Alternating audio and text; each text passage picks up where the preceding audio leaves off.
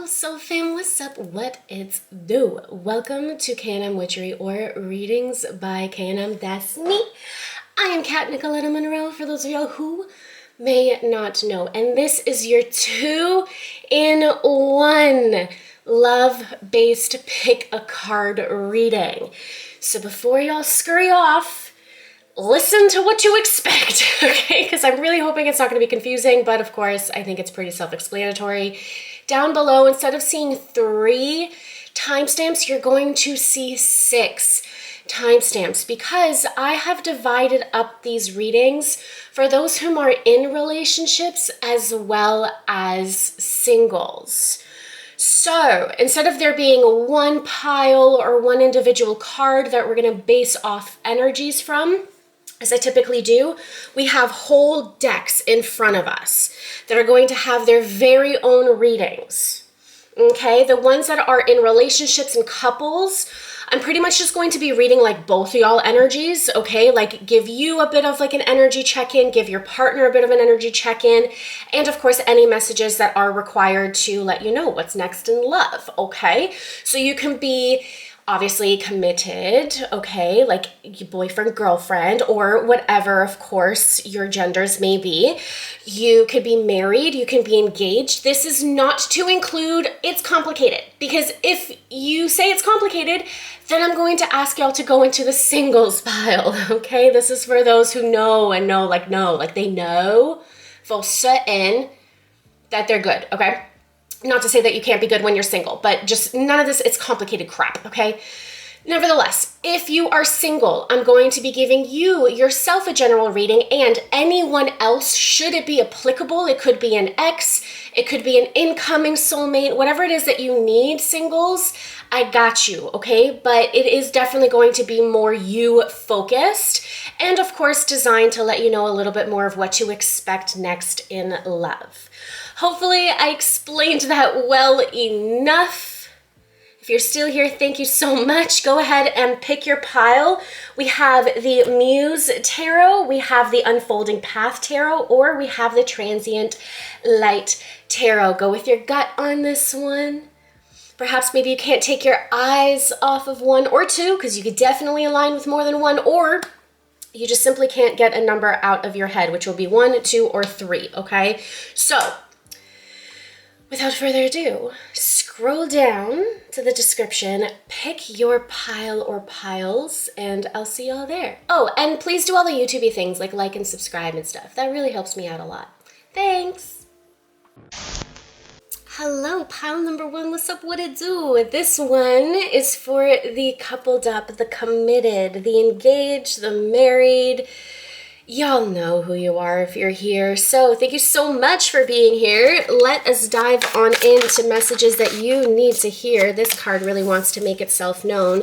Page of Coins. We have the 2 of Coins. The 6 of Swords. This card came out in reverse. The Queen of Coins. Okay. I'm hearing 2 more. Great. We've got this one. The 9 of Coins. We got a lot of coins here. As well as the 8 of Cups. Huh. Well, this is really not expected. Give me a second, because of course my dog wants to get into my room. Come on, puppy. Come on. Move your cute little butt. Get comfortable. Okay, so, pile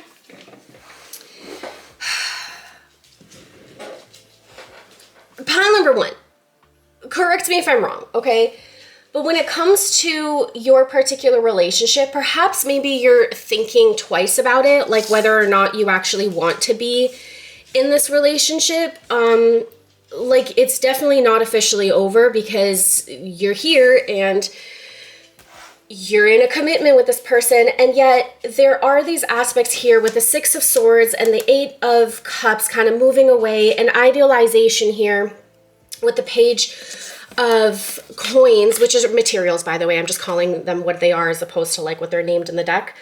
But there's like this like idealization of like a different version of yourself, a better version for yourself. There seems to be And a notion here, pile number one, that you may not really feel grounded in this relationship. There's a sense of maybe wanting a little bit more freedom from this, and you could be kind of debating whether or not to put an end to this relationship or not.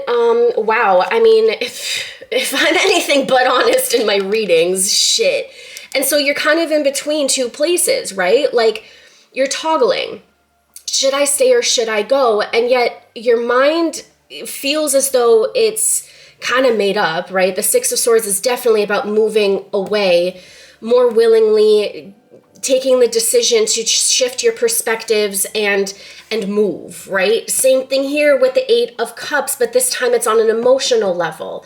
And yet, even though your mind and your heart and your emotions are saying one thing, your body is doing a complete other because you're still here. Wow, this is not the way that I expected this first reading to go. But then again, that's my motto. I never know what the hell to expect. So, yeah.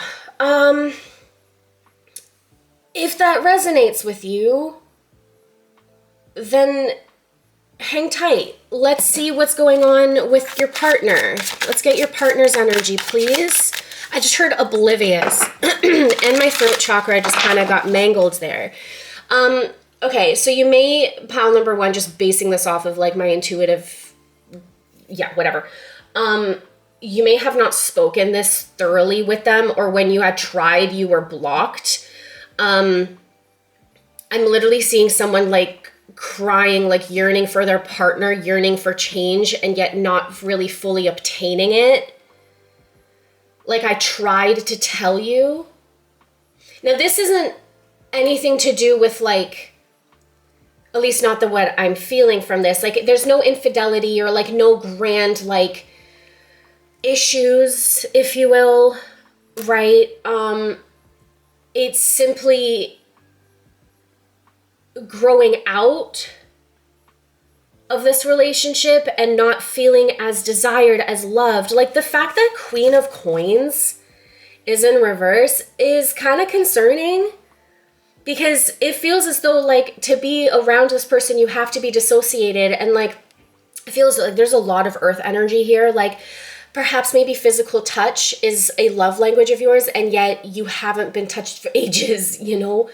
And I'm getting this notion of, like, feeling alone even though you're in a room with them. Like, there, for whatever reason, seems to be a loss of compatibility. And just even my dog walking back and forth, not knowing what the heck to do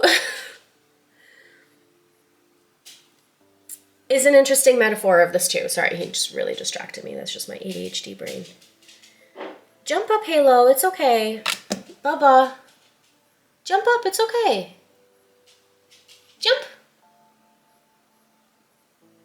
He's so lost and confused.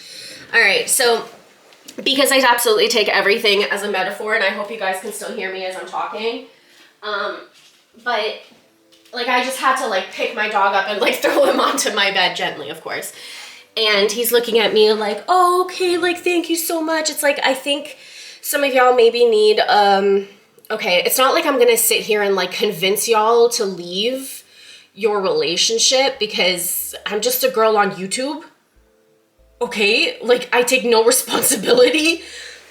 But I am just going to bring into your forefront what perhaps maybe not be as obvious to your partner, but is to me as an energetic reader. And if you're still here, well then, like, fuck, you get it. I mean, the Eight of Wands is over here too. Like, you want to move, perhaps maybe move towards love, and yet here it is. The Eight of Swords. There's, like, this, like, fear. This isn't your partner's energy just yet, as much as I wanted to pull from them, but, like, this is just reiterating. The Death did come out in reverse. I am hearing flip it, but, like, there may be ultimately, I'm just going to do it like this, okay? Because this is where the decision lies. It's in the unknown. It's in the in-between. And, like, the way that I read sideways cards, if you will, is, like, a decision to be made. This is our free will, okay? I think you want hot, passionate, quick, like, love, perhaps maybe some quickies, if you will, right? But you're simply not receiving it. there's this like idolization of something different, not more, not necessarily better, but yours, intimate, loving. And yet it's like some of y'all are really feeling like you're stuck, like you're sleeping next to a stranger. This is really sad. Me too, Halo, me too. I don't know if y'all heard his deep sigh and moan there, but I think you want a really relaxing night to yourself, and maybe ultimately that's what it is. Perhaps maybe y'all need to like venture off, do a little like solo vacation. I'm definitely an advocate for solo vacays. They're really addicting though, so be careful. And like just do your own thing for maybe a weekend, take yourself out, like allow yourself to perhaps maybe like reground yourself and give yourself that taste of independence, as opposed to like being more dependent on your partner to give it to you, you know, soul fam? Because ultimately, sometimes what it is that we desire from another is something that we have to give to ourselves. And perhaps maybe taking some space and traveling for yourself, or like, you know, you don't even have to like literally take like nights off, but like spend a day just with yourself. Like go do something that you really like. And yeah, do it by yourself. Like learn to love your own company before you negate the connection that you have with yourself too, which will only sever not only this relationship, but like further future relationships too, right? And then identify like, do I want my life with my partner or not? And I just keep hearing like I'm trying. It's like there's this, dare I say, and I mean this with love, like desperation to hang on to a partner that is not fulfilling your needs because you love them. And I'm sensing the love here, hence the hesitation. If you didn't love them, if you feel like you would have walked away a long time ago, and yet I feel like you're not being heard, you're not being seen, you're not being felt. And that kind of leaves you in a really sticky situation. So I'm really not surprised that you're sitting here wondering, like, how would life look like? Let's try that again. How would life look like if I was single? If I moved away, if I walked away, if I allowed myself to perceive things differently. And there is also this like interesting notion here that like, maybe if I walk away, it would bring us closer together. Like maybe they'll miss me when I'm gone, because I'm hearing, you're gonna miss me when I'm gone. You're gonna miss me by my hair. You're gonna miss me everywhere. I don't really know the lyrics, but here we go. Yeah. Let's pull your partner's energy, shall we? Yeah. Move this up here for a hot second. Let's get into your partner's energy here. How was partner's energy, please? Okay. Strength card.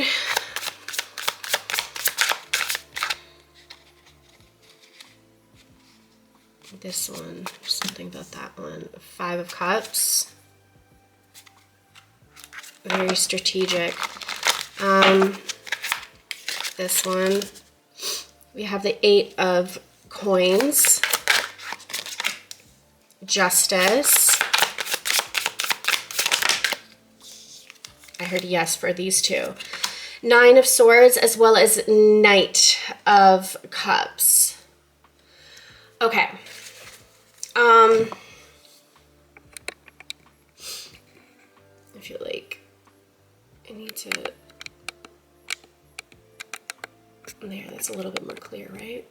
Anyways. My perfectionist is kicking in. This energy here is definitely a little bit more perfectionist-y. So your partner can very well identify more as like a perfectionist, a very logical-minded person. I will note that the way that the Strength card fell onto the Queen of Coins in reverse, okay, as always, I take things as a metaphor. I do understand a little bit more about your perspective here. Pile number 1, about them being a little bit more oblivious. I think that like you are their strength, and just given the other cards here of the Five of Cups as well as the Nine of Swords here. This person could be really blocked emotionally. Like I'm not going to say that they lack emotional intelligence, but they're so logical minded, especially here with the Justice card, that they just may not perceive your cries for intimacy as something quote unquote too serious. Like this person's perspective is like, we're fine. Like, what do you mean? Like, I still love you. And we're building together. Like I'm working, I'm doing, like if I could guess, this is definitely more of like a masculine energy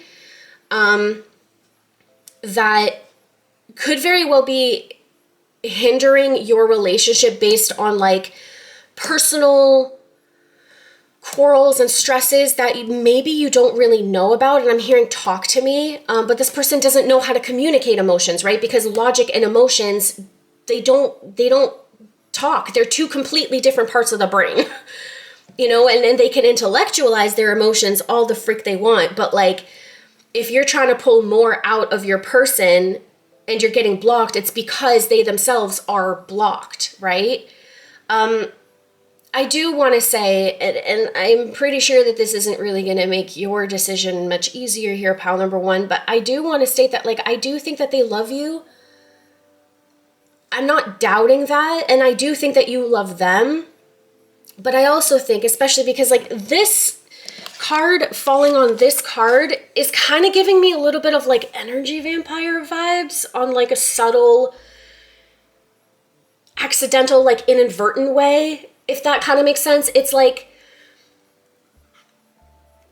your dissociation is like feeding them energy. It's like your silence is keeping them at peace in a way. And I think that maybe like you've given so much of your energy and your strength, if you will, to your partner that like you, pile number one, are not really feeling like there's a return of energy there, right? And so it's like, well, I keep giving you my all, and yet I'm not getting anything in return, and I still love you, and I care for you, and I want to be here for you, and I know you're going through a lot of shit that I don't even know about because whatever, you just don't want to see me sad, but like I am sad, and I'm telling you about it, and yet you're still not doing anything about it. Like, it's like, whew.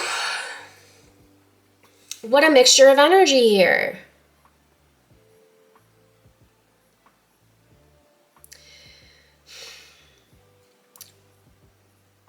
I cannot tell you what it is to do.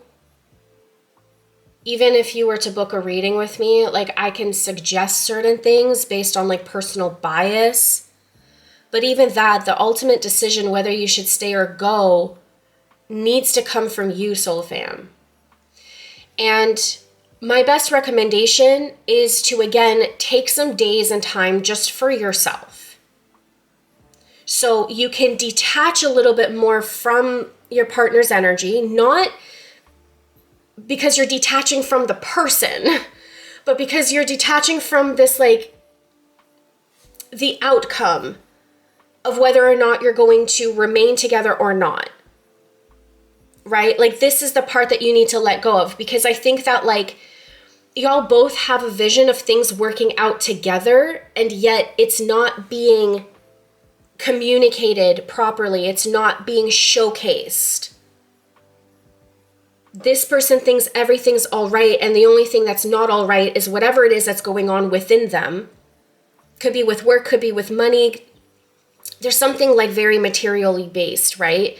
Could even be past like not life, but like childhood trauma stuff coming back up that like they just don't know how to deal with. So they're busying themselves by going to work and like just proving their stamina in a way, like wanting to find a lot of balance within themselves and yet still feeling these emotions for you. Like, again, I think that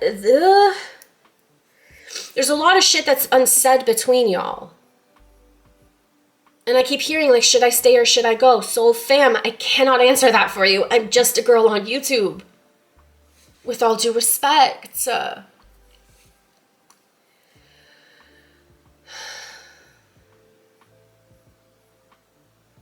I'm getting pulled to the 8 Coins Tattoo Tarot. So let's get some confirmations about your partner here.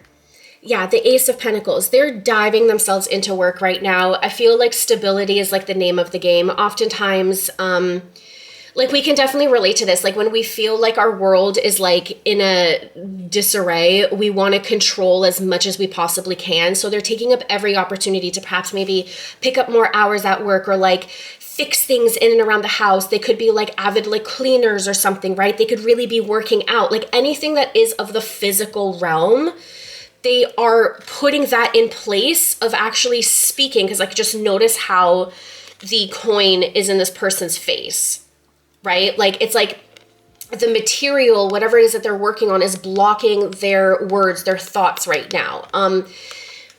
And that's their way of healing and overcoming something that's quite heavy, okay? Like the Five of Cups is a very like, it's borderline depressed, if not depressed energy, where you're really feeling a lot of emotional pain, especially coupled up here with the Nine of Swords. It's like whatever it is that they're not expressing emotionally, they're bottling up in their mind so much so that they could perhaps maybe oversleep or just shut down. And I'm hearing it's not personal. So your partner really wants to let you know, pile number one, that it's not personal. They're unable to match you at your emotional capacity and get you what it is that you need. And like, it has so much less to do with like their love and desire for you and so much more with their inability to deal with their shit, for lack of better words and terms. So they lose themselves in things that they can perceivably control in a way to like run away from what is centered within them. So they work hard, they pull in maybe all of the hours, maybe like y'all don't see each other as often, and like when you do, they're too tired to want to converse with you and like be close to you, and like it almost like it almost feels like a bit of like a neglect in that way, but I really don't think that it's intentional. Something's keeping both of y'all up at night, though. Where you're wondering about the relationship, they're wondering about something about life. I'm getting blocked to know exactly what this is, and especially, yeah, Seven of Coins again.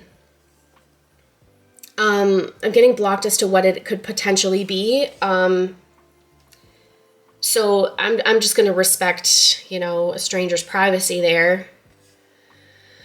But action-wise, y'all are understanding, right? And it's like, I think this person just needs a little bit more time and more patience. Now, whether or not you choose to give it to them, pile number one, is your prerogative, okay? Like, I just want to put this out there that, like, you are never obligated to stick with someone through their stuff, I guess, is the best way that I want to say. And I know it sounds really heartless because like, how can you, Kat, the empath, say something like that? And if someone's energy, someone's sorrow, someone's inability to want to look within themselves is causing you dissociation and pain and like feeling as though they're just draining the hell out of you, you do not have to stick around this. You must then give energy to yourself and refill up your own cup. Fam, pile number one, you are not responsible for somebody else's healing. And if you're feeling as though now they're lowering your vibration, regardless of the validity of their pain, then something needs to be reshifted and rebalanced for you. You have to then prioritize yourself so that you could even be strong enough to be able to withstand whatever it is that they're going through with them. It's less about giving up. Again, it's not you detaching from the person, but detaching from the outcome. Or, of course, you choose to walk away and just call a spade and say, we're no longer aligned. This isn't working. We're two completely different people right now. That part's up to y'all. Some of you tuning in are married and your spouse is really going through some shit. And I'm just going to throw out a blunt statement out here. You knew from the very beginning how it is that they deal with their problems. You know that they shut out and they hermit and they glaze everything over like, it's okay, babe, everything is fine. Meanwhile, your intuitive ways know otherwise. Y'all are both generally very grounded people. I'm seeing, because there's a lot of coins, pentacles, energy. All these materials and flowers, by the way, are coins. Okay? And yet, something here, it's like, there's just not an equal give and take right now. All right, let's get some more clarifiers for your person, please. The Sun. They want happier days. It's like they want to better themselves for you. I understand your conundrum, pal number one. I really do. Judgment comes out here. This card also wants to make itself known. The Queen of Cups. I heard wait for me. I'm hearing one more. Oh, all right. This card flew out. The Seven of Cups.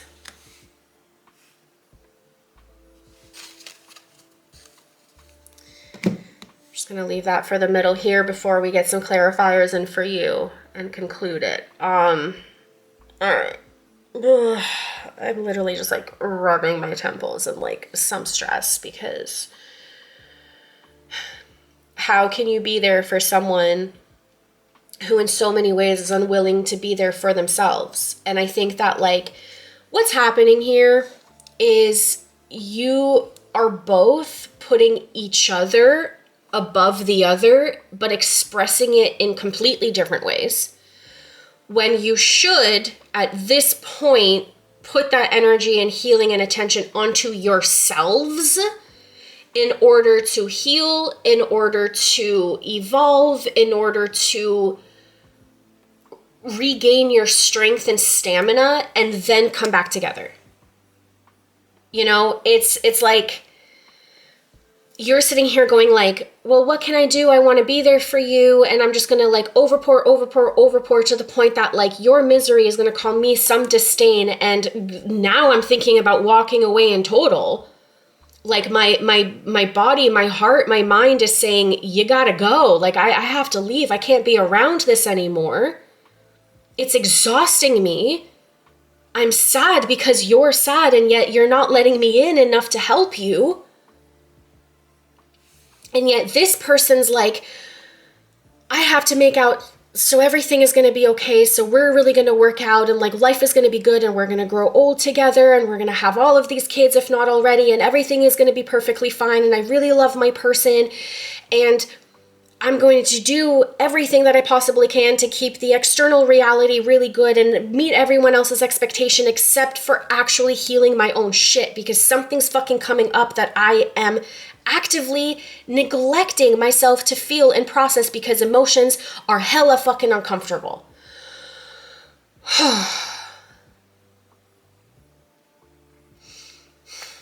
This is why I'm saying I really genuinely don't think that any one of y'all want to cause each other pain.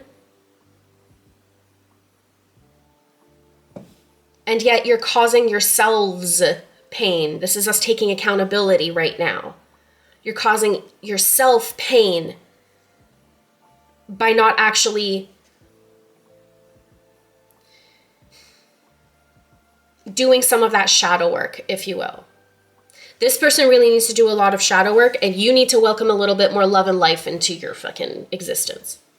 And there has to be love and life. I meant love and light into your existence, okay? It's not about being excessively happy or excessively working on your shit, but finding a nice like equilibrium and balance within that. This person needs therapy. You need your own solo time and like love for yourself, and ground yourself back into the moment. You need to reground, okay? Because pile number one, your ability to dissociate is what's causing you a little bit more pain, okay? Like you wanting to leave, you have like this like kind of like wanderlust attitude. There's a bit of like escapism that I'm feeling from y'all, right? And maybe it's your ego's way of saying, well, I have to break up with this person, but I can't break up with this person because what kind of a person would I be if I left them down in the dumps, right? Like, you're criticizing yourself either way.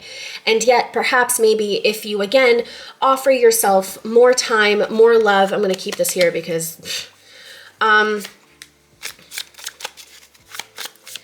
then you'll be able to heal. You know, you'll be able to overcome a little bit more. And again, you're going to be able to have more stamina to give to this person, so they're not feeling like an energy vampire, but more so as, you know, like your spouse, someone that they can rely on in their times of need, because you are their sunshine. Like, you definitely are the light in their days. And like, the fact that the Queen of Coins is over here, and like, yeah, sure, they may not really know how to express it and they're really confused about love, but like, they've got love for you, pal number one. They do. And now it's just a matter of learning how they best express that love so that you can feel loved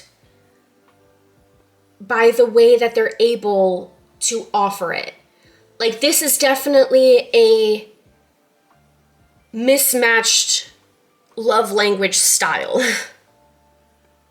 You know, like, say yours is more like quality time and, I don't know, let's just say quality time. Whereas this person's is words of affirmation. So they could tell you that they really love you and they mean a lot for you, but their unwillingness or like, you know, busyness day to day and like keeping distraction of like not spending time with you is making you feel as though you're unlovable, because like, why wouldn't this person want to spend more time with me? I mean, they say they love me and they care for me and I'm their everything, and yet they're just unwilling to like spend that quiet afternoon with me cuddling on the couch and watching our favorite sitcom like we used to, you know? And yet maybe if you just change the narrative just slightly and really listen to the words that they're saying, as an example, I don't know what your love languages are, but like, just listen to what it is that they're saying and be like, damn, like this person is really truly expressing. You got to kind of read between the lines a little bit more and be like, okay, and then be like, hi,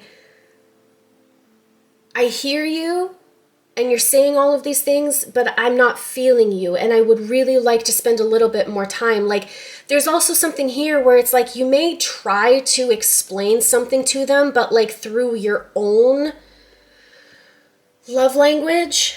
And that's where the disconnect happens, because they're not understanding of it. So if their love language is words of affirmation, feed them more affirmations of love and kindness, and like boost their confidence through speech and words, as opposed to asking them out on dates and like spending more time, because they're inevitably going to go like, babe, I don't have time. Like, I got to do all of this stuff, right? Like, maybe they need to hear it from you instead. And like, so in this way, you're kind of giving them the love and the language that is actually going to like penetrate, for lack of better words, their soul more than it has been.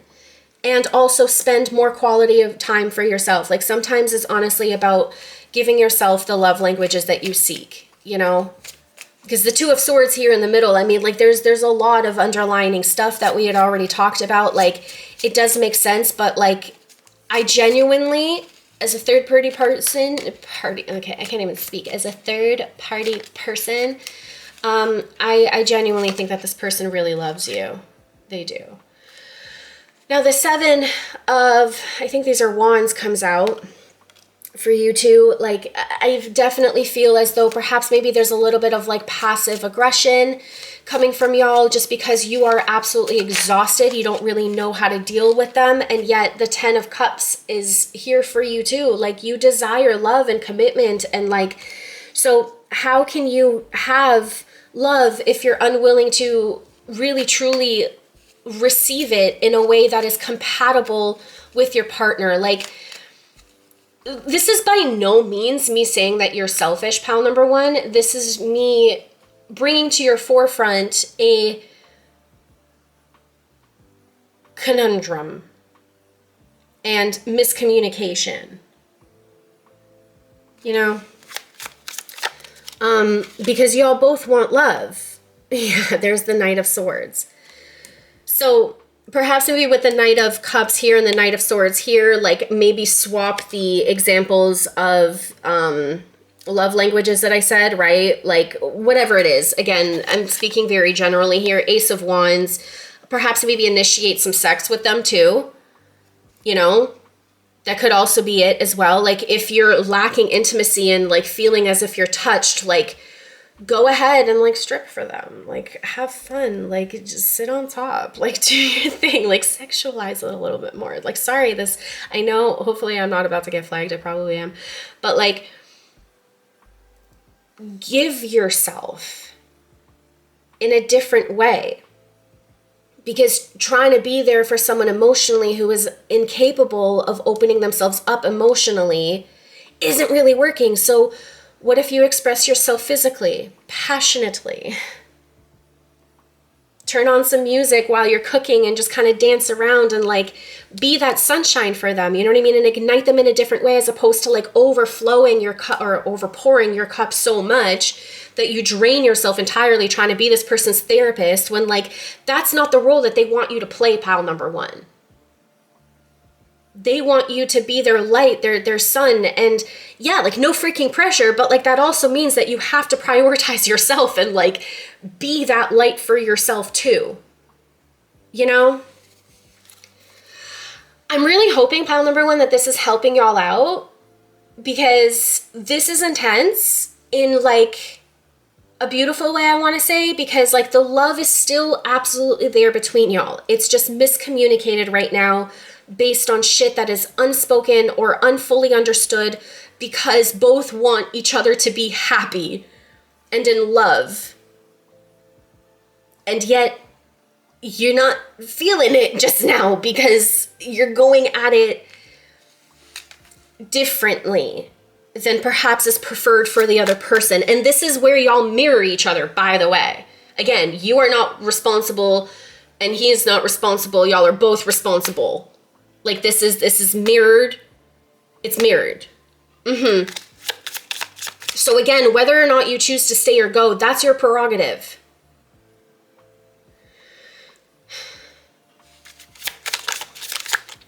Some more clarifiers here for my pile number one. The Wheel of Fortune. I just heard time will tell, but I do also think that you need to like just spin the Wheel of Fortune a little bit differently too, you know? Like take control of your life, because you can, and you can react differently. You can literally turn things around for yourself by, I think, just offering yourself a little bit more too. Yeah. And here we go with the Nine of Pentacles again. Pile number one, take yourself out on a date, okay? Take yourself out, spend some time with yourself, with your friends. I definitely would just kind of get comfortable with spending time with yourself and by yourself, okay? Because this way you're not going to be as dependent on other people, whether they're lovers, family, or friends, to kind of get you up there, okay?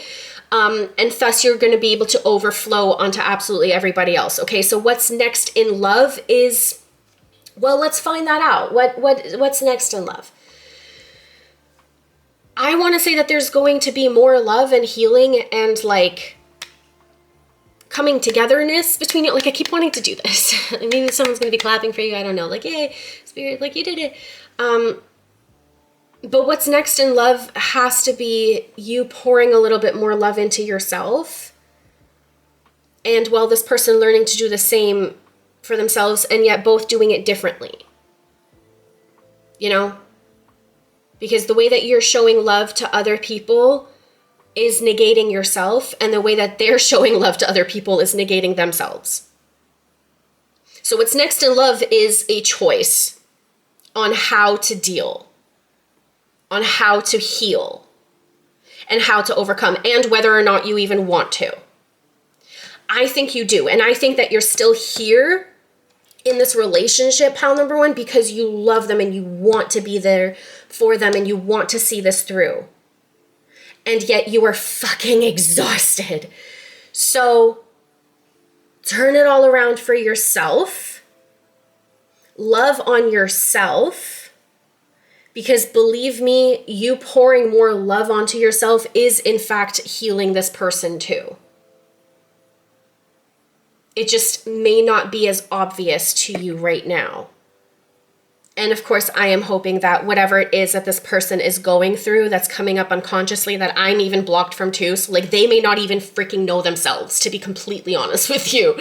Pile number one, they just may not know. So it's like, how can they answer the question of what's wrong when they don't freaking know? Like they don't know. And yet you're interpreting that as like, well, they just don't want to talk to me. But like, no, like they don't know. They need therapy. And that is with so much love. Like everyone needs therapy. So like, hey, I don't know. Maybe y'all want to book with me. Okay. Tell your partners to come hang out with knmwitchery.com. Book a half hour with me, book an hour with me. At the point of me recording this, I do not yet have my intuitive coaching up. I've been kind of standing in my own way for that. So I'm going to take my own advice that I'm giving y'all and pour into myself a little bit more and definitely publish that. But if it is already out by the time that you see this, y'all can definitely have some more long-term coaching with me to help y'all on your way, where I incorporate NLP and hypnotherapy and of course my just grand old intuitive style that is healing enough. So whichever way, whether it's going to be through my psychic services or my intuitive coaching, y'all know how to reach me or go to anybody else. Okay, I am not the only person that can guide towards healing. The point is action something differently, and definitely perhaps maybe at least for your partner, convince them that they need just some third-party help and assistance and guidance to get them through whatever it is that they got to do. And again, pile number one, stop acting like you're their therapist or like the one that needs to heal them and stuff, because like they love you too much to burden you with their stuff. And that's not at all because it would be a burden, but that's just because that's the way that they see it. They love you too much to bring you down. So just live on yourself, okay? I heard my snaps. Whew. Well, love readings. Here we go. Pile number one, couples, thank you so much for being here. I genuinely hope this helped. And if I don't see you in another pile, I hope to see you in another reading. Please give me a comment down below. Yeah, I'm just sending y'all so much love and healing your way, pile number one. I think y'all got this. I think this is just a little lesson that you can overcome. So happy overcoming, I guess. Love you, pile number one. Thanks so much for being here. I'll see you in another one. Peace. Hello, pile number one singles. What it do, baby? If you are utterly, completely single, or perhaps maybe in a situationship, perhaps maybe you're just open and dating. Either way, if you are not coupled up with somebody officially, hopefully this reading is going to be for y'all. So without further ado, let's dive on in. Let's take a look at what your energy is regarding love. Identify if this is in fact your reading. Oof, we got the Queen of Swords and the Empress coming out. I love it. And the Three of Cups. Okay. What else we got? Yep. All of these wanted to come out. Death card in the middle. Interesting. I'm hearing two more? Okay, interesting. Two more cards. And apparently a third one will come after. Hopefully y'all can still see everything. Yeah, it seems like it. Boom. And the third one will come later, according to Spirit. So, first things first. I just heard I'm the realist. All right, y'all may like some Iggy Azalea. But that aside, okay. Mental and emotional space in and about love. What I'm seeing here is y'all went through some serious like transformations throughout your overall personal experiences. And whatever personal changes may have transpired for you could have perhaps maybe been intentional towards like things like career or like your family life, overall inner child healing and things like that. And inadvertently, it also caused a change in your love life, right? Because as we evolve, even if our focus is in on one category of our lives, it definitely has an impact on absolutely every single thing, right? Because we are whole and multidimensional. And what I'm saying is I'm acknowledging this in you. Because what I'm sensing here, pile number one, is you're not the same person that you were like 2 to 3 years ago when you were, I don't know if this is, because I'm reading this a couple of ways for y'all. Some of y'all have been single for 2 to 3 years and or have just recently got out of a relationship that lasted 2 to 3 years. But there's some sort of a significance between 2 to 3 years. Perhaps maybe y'all have been like dating a little bit more casually. Am I seeing like a lot of like sex? Not really. Although obviously you could be open to it. I'm just saying that like you're not just like sleeping around for the heck of it, right? You're like intentionally dating, but like nothing's really like grabbed ya, you know? Just nothing's there. With the Six of Cups here, it could maybe mean that you're yearning perhaps for a past love, whether that was a soulmate, hopefully not a karmic.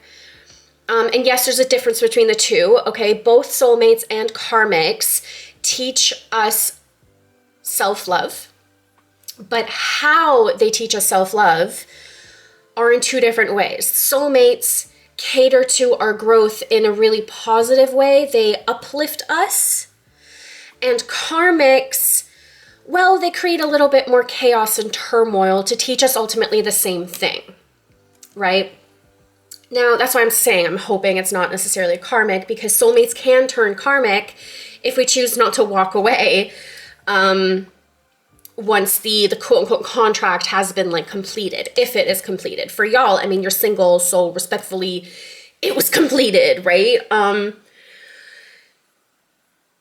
yet, like, there is something here about maybe wondering about how a person is, perhaps maybe looking back and being like, well, we were kids back then, and perhaps maybe they had changed just as much as I have.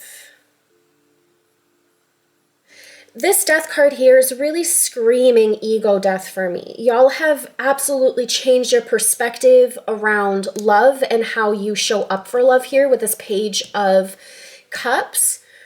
You're now more open.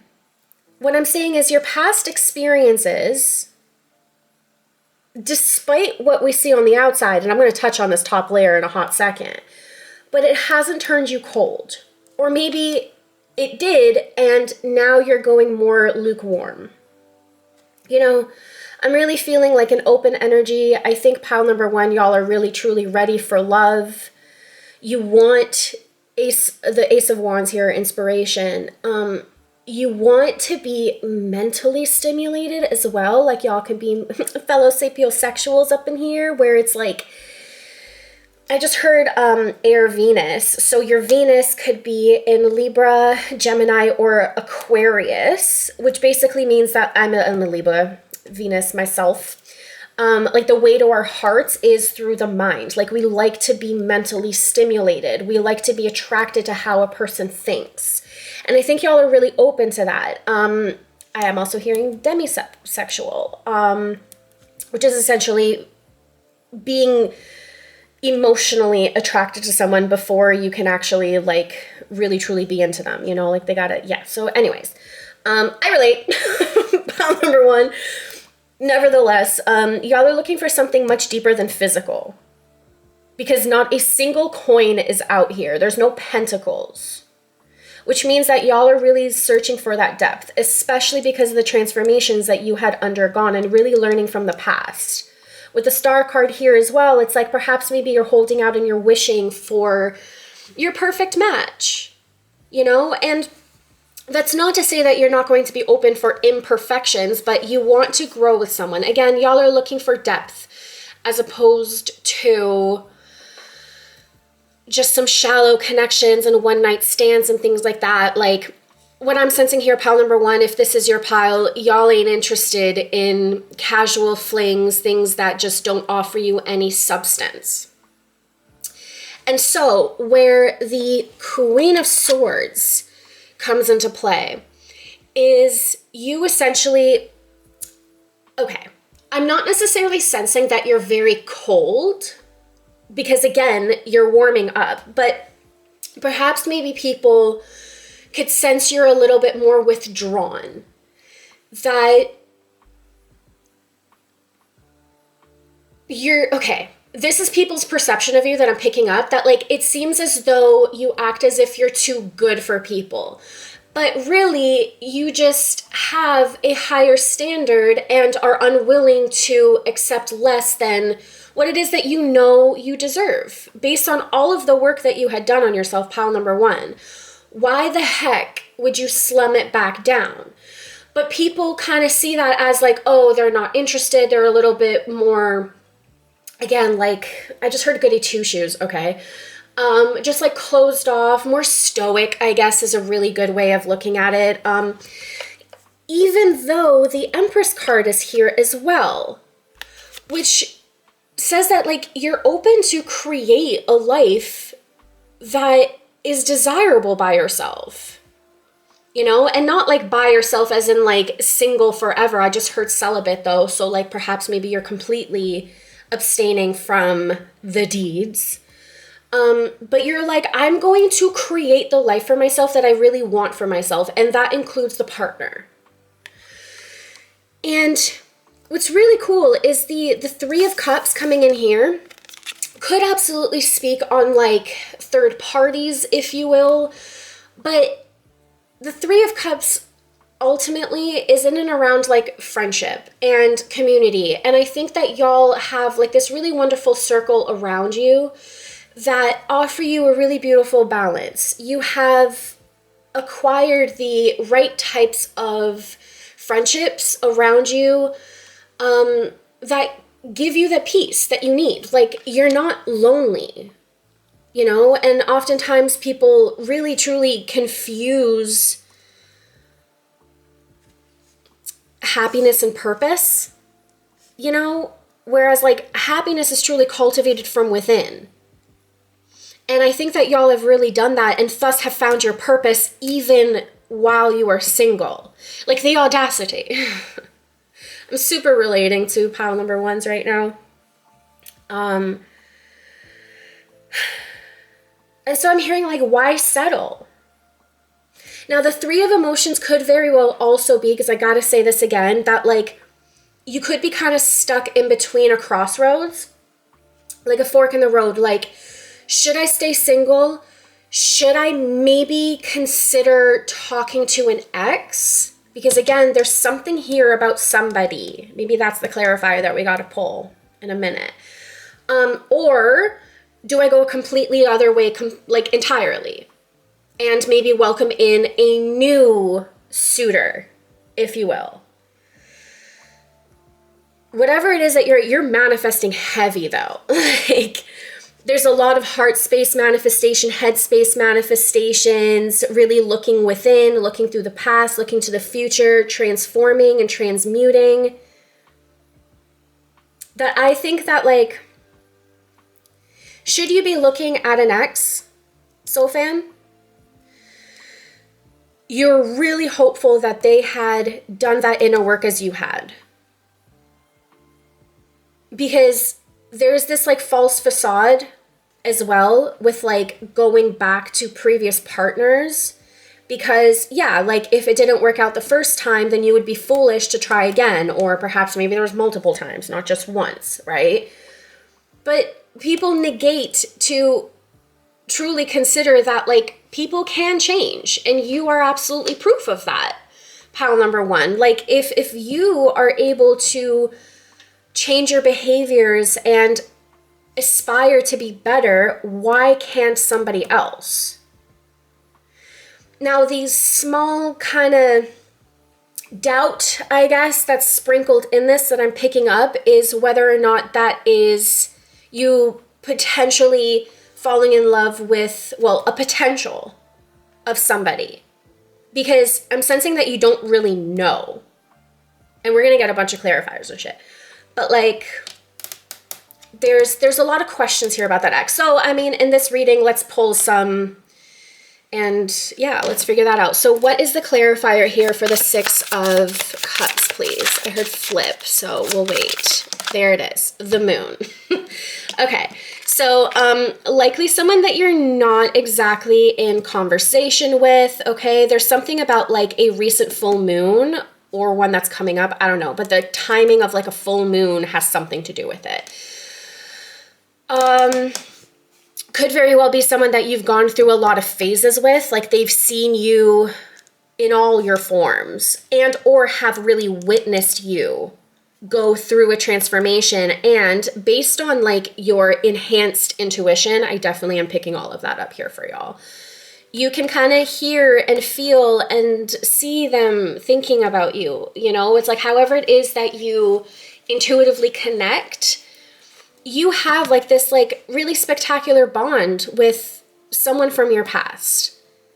And with the star as well as the moon here, you could just kind of, I don't know. I'm kind of sensing like star-crossed lovers here. And I'm doing my best to only talk about you. But again, like your intuition is also pulling me to another person, pile number 1. So it's telling me that like the both of y'all could honestly be like wishing on each other, especially in the nighttime. You're thinking about this person, what they might be up to, what your potential futures might look like, if they'd even be interested, and in particular, just how much they have truly changed. Either they have witnessed your growth or you to a certain degrees have witnessed their growth. You don't really know until you know. And right now, like, you're kind of stuck in like secrecy, right? Because like the moon is still about like the unconsciousness, right? It's not the logical mind. It's not facts. In this aspect, at least. So I'm getting pulled to the Antique Anatomy Tarot for some clarifiers. Okay, this card apparently really wanted to come out. We have the 3 of Coins. So there is this like hope of collaboration, okay? It's like past, present, and future meet. And I'm just hearing like, could this work? Now, okay, I'm just a girl on YouTube, okay? So if you want something like precise and concise to you, book with me at K&M Witchery. But what I am picking up here is definitely the question of whether or not this type of connection can in fact sustain. Because naturally, y'all don't want to make another quote-unquote mistake. But the question definitely comes in, if this is in fact going to be something worthwhile. Like, I don't know, I'm just hearing like, can we try again? I have the 9 of Coins here as well that really made itself known. So this definitely speaks on a little bit more like independence. Honestly, straight up, like I think just based on your level of matureness or matureness? Anyways, I'm sensing that y'all are okay either way. Like, whether it works or not, you know that ultimately you're going to be happy.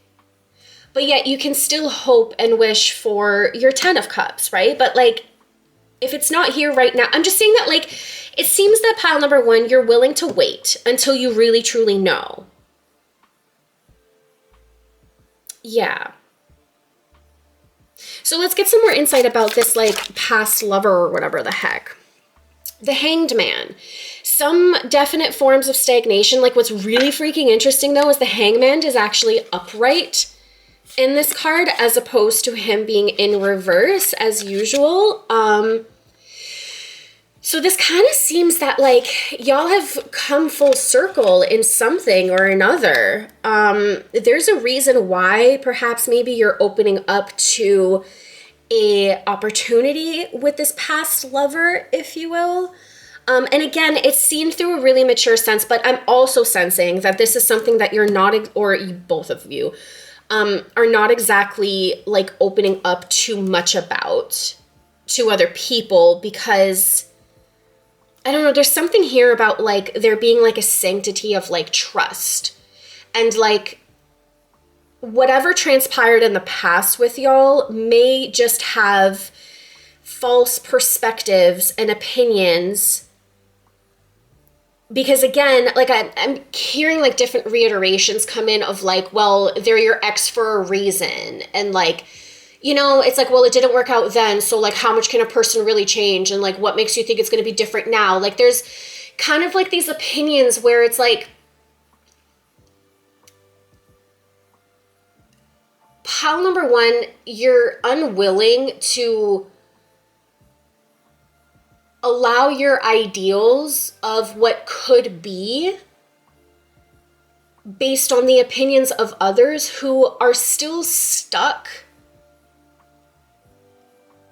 in perceiving you as a past version of yourself and or of this past soulmate. Because again, there's this really deep knowing, and that I'm never going to take away from y'all. Like your intuition speaks volumes here, and I'm definitely bringing that to the forefront. You know that something is different. You can't put a pin on it specifically, but like, you know, because you've changed, and like the levels that you were able to meet yourself allowed you to see the world from a completely different perspective, so much so that now you're seeing things level-headed as they are, not as is very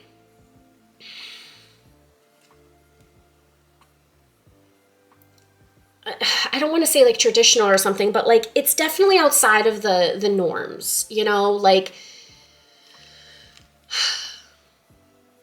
the way that the normal person would view this relationship, you know, that they would just like project their own doubt and insecurities and like traumas and triggers because they hadn't undergone so much like change. I don't know, like y'all are really deep, and like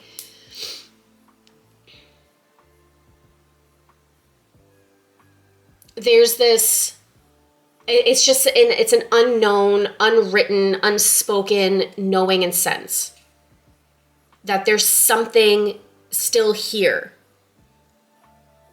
And my point is, I guess, ultimately, is you don't want it skewed by other people's opinions because they wouldn't understand the depth of this type of connection because they haven't done the work to understand the depths of themselves. So, like, how could they know?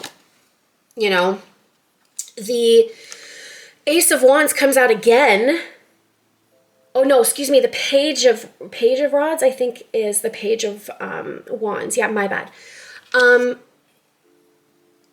And I think that it's kind of refreshing for you to look at this person from a different position. And like, there's like this childlike glee that I'm also sensing here too. Like the Page of Wands, or in this case, Rods, is one that's it's a very childlike nature. Your levels of growth and transformation, pile number one, makes you want to grow younger at heart with someone as opposed to grow old with someone. I think that your principles, your values, they differ from the norm, from society, from what is expected, I think is ultimately what I've been trying to get to. And so these idolizations of your past, whilst also acknowledging your present growth and contemplating about your future, you're doing that from like the lens of a safer space. Because when our inner child feels as though they're okay to come out and play, it ultimately states that there is a level of safety and trust that, well, playtime wouldn't exist without. Am I making sense? I hope so. Temperance comes out here as well. Again, there's something here about like this person's intellect. The way that they think, the way that you think, something just like clicks, it connects. There's like this like telepathic bond here as well with the moon sign here. It's like, again, like y'all, oh, are you speaking? Are you speaking to this person? What came out in reverse? The Three of Swords in reverse came out. I want to say no, because like the three of Swords is definitely a no to me, but in reverse does tell me that like perhaps maybe y'all are open to conversation. And you're definitely conversing in like the quote unquote 5D, perhaps in your dreams. Like if either one of you close your eyes and really think of the other, like you will likely be able to like transfer messages and things like that. Now, whether or not you act on it is different, because again, I'm not sensing too much of like a physical incarnation of this love just yet. Because a lot of it is you working with what it is that you've got right now, but still doing it like hella single. The Nine of Coins is single. That's my single card, period. Or at least just like super independent, but like, you know. But it seems like you would be open. Y'all would be open to a conversation. Right now, you're just conversing in like the ethers.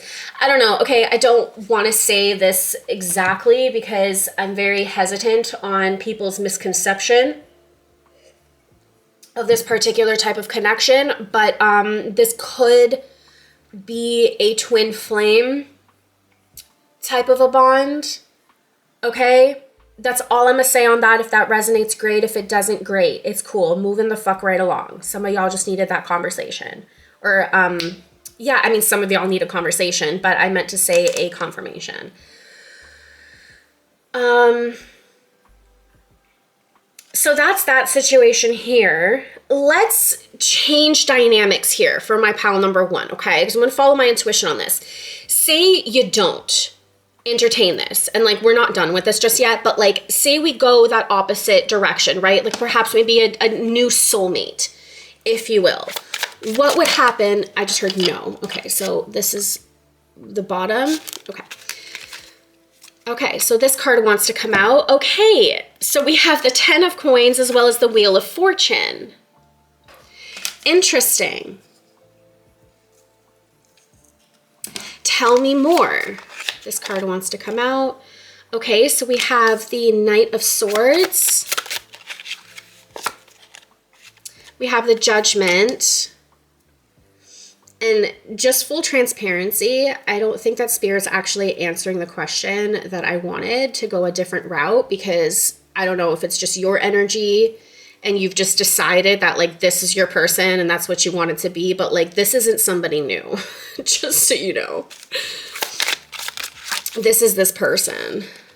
I heard no to all of these cards, but just so you guys are aware and you know what came out, this is the Ten of Swords, the Queen of Wands, as well as the Hermit. Okay, so this could kind of be somebody's state right now, but anyways, I heard no, so I am going to put these cards right back in, okay? Just whoever needed these cards for whatever it is that was just going on in your mind as I was pulling this. But I ultimately think that, like, it may be best... Okay, I'm understanding this before I pull more cards. Okay. Detachment. Detachment from the outcome. Detachment from any sort of expectations.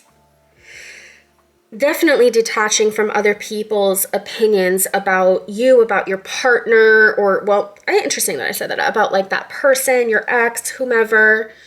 And being open to love generally. Like, if this person comes, great. If we reconnect, great. If somebody else comes, great. If I connect with somebody else, great. Like, keeping all of this beautiful evolution in mind and thus detaching from an outcome, as you've likely been kind of training yourself to do here, pile number one, you will be able to have more of an ultimate grounded fulfillment. Like that, an offer will be made when you least expect it here. With the Wheel of Fortune, like this is oftentimes unexpected change. It's like once we decide, okay, God, okay, universe, like I'm good, that's when you get like this boost of confidence. And you may in fact be pulled to send a message, or this person might be pulled to send a message. Now, if you are the man in this connection, I'm going to say that it is highly likely that you're the one that's going to make the call in, and it could be a little physical call, or like you're going to be the one to reach out.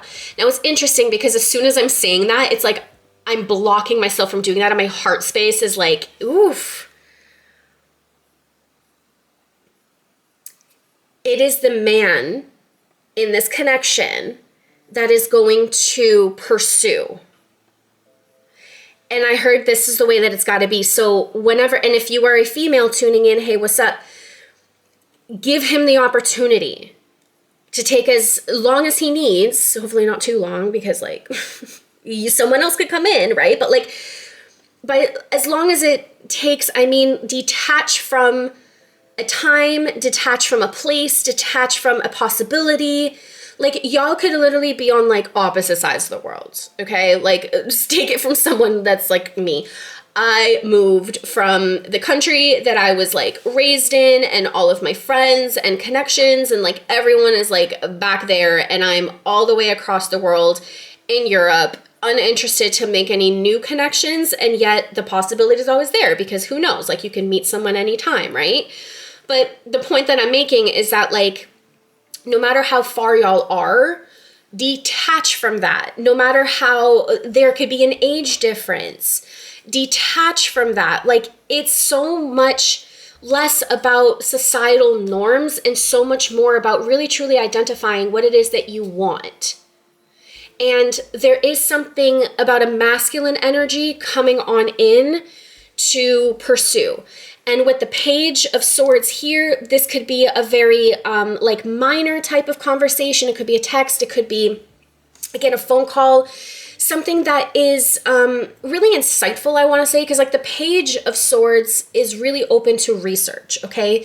So is this going to be someone that's going to like absolutely bare their soul to you? Probably not just yet, because again, with the Page of Wands here, we're feeling this like childlike reconnection, you know? It's like getting to know somebody all over again, and like a feeling of the butterflies, and like, but with Judgment here as well, there is going to be this deep calling and pull. When it's going to be the right time is going to be dependent on that person's like, I don't know, y'all really seem to like intimidate the hell out of each other.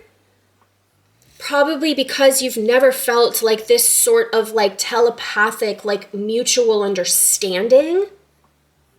And it could also very well be too, because of the reservation that I'm feeling from like yourself and society, pal number one, that like people are unable to truly understand you and translate like what it is, who you are. Like it just, they misunderstand you. Like the Queen of Swords is highly misunderstood. Of all the queens, personally, I relate to the Queen of Swords.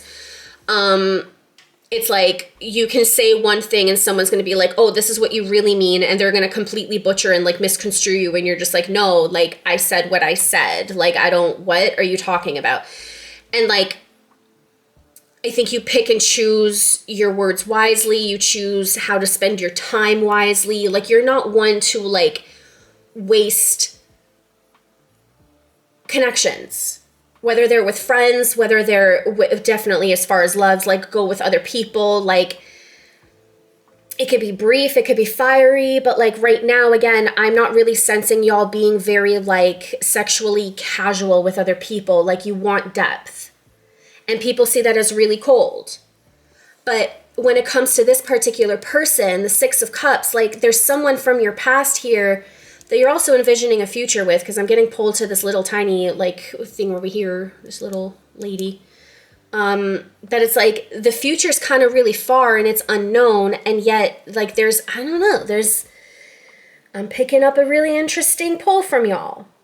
And so what I can say is, if there is going to be an opening for a conversation and like a reconciliation of sorts, You're going to keep a little bit more playful, a little bit like, well, tell me about yourself, and like maybe let's talk a little bit about the past, but then let's joke around a little bit more too, and like let's talk about the different philosophies that we had undergone and like all of the different ways that it has changed us and like who we are. And then let's joke around a little bit more, and then it's like, well, how, like, you know, like it's, I think the involvement of other people in this connection, and like I swallowed with this, it's like they just might squander the true potential of this connection, because again, people just don't understand how two people such as yourselves that are so deeply intellectually, cosmically intertwined can keep things so casual on the outside and yet hold such depth on the inside. It's like every little word that y'all speak to each other is so carefully thought out that to the outside world would be so easily misconstrued and misunderstood, but like your person gets it. So there is something here also as like a sideline that I'm picking up here for you, pal number one, that like you may be a little bit too careful with your words, that you just might lose the, like the momentum, like the flow, you know? This could also be your person that I'm picking up there as well. It's like, nobody wants to fuck up something because you both will remember everything, you know? But like, again, y'all know each other. Even if you haven't had the opportunity to learn this new version of yourselves, you know. How you know is illogical, yeah, but like you know. You know? Pal number one, let me know with a comment down below if this is resonating and making sense with y'all. But if you get it, you get it. If you're still here, what's up? Like, this is the sapiosexual kind of relationship, I have to say. And the Empress comes out again. I want to say that, like, however it is that you have recreated yourself, pal number one, this person sees it. They aspire to cater to you. I'm hearing, let me cater to you, because, baby, this is your day. I don't know the words to say. I think it's a Beyonce song, right? Oh, get it out of my head. Okay, we get it. Like, the message has been delivered. Spirit, what else you got for me? They really like who you've become. There is a side message here, and I genuinely hope with love this will, I never intend to trigger y'all, but say, for example, you're infertile, like you're unable to conceive a child, because I'm seeing like there's like this like emptiness void here. There's also, you know, a kind of like a cut from this body over there. This person is okay with it. I don't know who needed to hear that, but like if they're going to create a future with you, they want it with you, with or without children. Okay, Hierophant also comes in here to kind of put a little bow tie on that statement. They would want to marry you. They would want to create your own type of relationship that, again, is different from other people, because this person also wants different like you do. And now that I have said that, we're going to detach from that, okay? Because a desire is only a desire until there is a physical action that is taken place, okay? Like a potential is only an idea. And y'all got a lot of ideas. But to the person that is tuning into this, which is most likely my females, doesn't have to be the case, please just sit back and just keep creating yourself. Do your thing. If you find connections with other people, that's fine. Like, just pursue what feels really right for you, and it will likely entice this person to come forward. but don't also go out of your way to date other people to like try to make them jealous and like have them come on in, because again, that's not practicing the art of detachment, okay?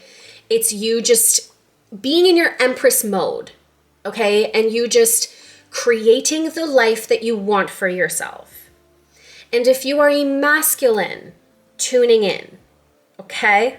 You got the pee-pee. I don't know. Anyways, okay. Ease up a little bit, okay? Like, I don't know, like I just find myself wanting to like laugh, like take it easier on yourself and essentially kind of like take the same strides and recommendations that I just offered the females tuning in here. You know what I mean? Like just let go, get in flow. Just know that like when you're ready, it's going to be a lot more in flow and I don't want to keep saying casual because it's not casual, but like, again, perhaps maybe this is another reason why like the man needs to really truly feel ready for it, because like it's illogical, this type of connection. And I just want to say that like I see you, I feel you, and like the time will come, like you will know when you are truly ready. Just also take it easy on yourself, because there is this like over perfectionist quality that's also coming through from my masculines here, that like you just might be a little bit too hard on yourself because you've over perfected this person's stature. Like you've put them a little bit on a pedestal, okay? And could perhaps maybe be a little bit more afraid of how it is that like your tone would come across. I'm literally hearing a phone ringing right now. So like maybe you would want to actually hear each other. So like the messages are going to be relayed properly in conversation as opposed to misconstrued through text, but that's just a choice. Or like voice notes, I'm saying like, I don't know, but like I'm literally hearing a phone ringing. Not literally, intuitive. Anyways, but just like take it easy on yourself. Okay? Because this person thinks the same way about you too. Like they have the same curiosities. It is incredibly mirrored. And again, there's something about a timeline here about a full moon. So I don't know when the next full moon is coming up, or when the last one was, like whatever at this point of me recording. I'm also not an astrologer myself, but like nevertheless, the full moon also really specifies about like letting go. So like, just like, it's also werewolf season, you know? So like you become more animalistic, instinctual, like just let go of your pride. Just know that things are really working out. I think y'all both see clearly, whichever and whomever it is that I'm reading for. And I did hear my snaps. So pile number 1 for my singles here. Holy cannoli. How are you feeling? Did I nail it on the head? Because what's next in love, I would honestly say it's just you just practicing more detachment. So yeah, go forth and do that. And then the rest will just be between you, God, and this potential reconnection. I'm going to let that err on the side of mystery a little bit, because that's the point of detachment. So I hope this helped. Pile number 1, let me know with a comment down below, or just a little like if you're a little shy. And yeah, if I don't see you in another pile, I hope to see you in another video. Thanks so much. Peace. Hello, pile number 2. What's up? What it do? Welcome to your reading. This one is for those whom are Facebook official, all right? The couples whom are in a commitment, or engaged, or married, or anything else in between, but no situationships, preferably, because that would just mean that you're gonna get bumped off to the next timestamp, and that's in the singles. Okay, respectfully. Y'all chose the Unfolding Path Tarot, so let's dive right on in. We're going to take a look at your energy, your partner's energy, and of course, divulge any form of information that y'all need to know. So, for you, this is going to be your side. This is going to be your partner's side. Feel free to interchange the energies as you see fit. Okay, so we have the 4 of Coins with the Lovers card. I'm immediately feeling that y'all are being very greedy with your lover, okay? Like you don't like sharing. Let's just put that into perspective. We do have the Page of Wands out here as well, telling me that this could kind of be, this is kind of giving me like new, if you're not in like a brand new relationship, okay, this could be like a new level to the relationship. Like you just recently got engaged, or of course tied the knot officially, or had a kid, or like just up-leveled your overall level of intimacy. I just heard into me you see. Okay. So, ooh, very, very sexual energies, okay? Like, can't keep my hands off of you kind of energies. Very like, I want you all to myself and nobody else. I just heard you're mine. This does give me like, you know, a little bit of possessive vibes, but with there also being a lot of like love and friendliness and like a childlike glee, okay? And that's definitely confirmed here with the Page of Wands. I'm just hearing y'all like to have like a lot of fun in the bedroom, you know? There's a lot of, well, at least on your end, we're gonna see your partner. Not to completely take away from this energy here, but from you tuning in, you are in love with your partner.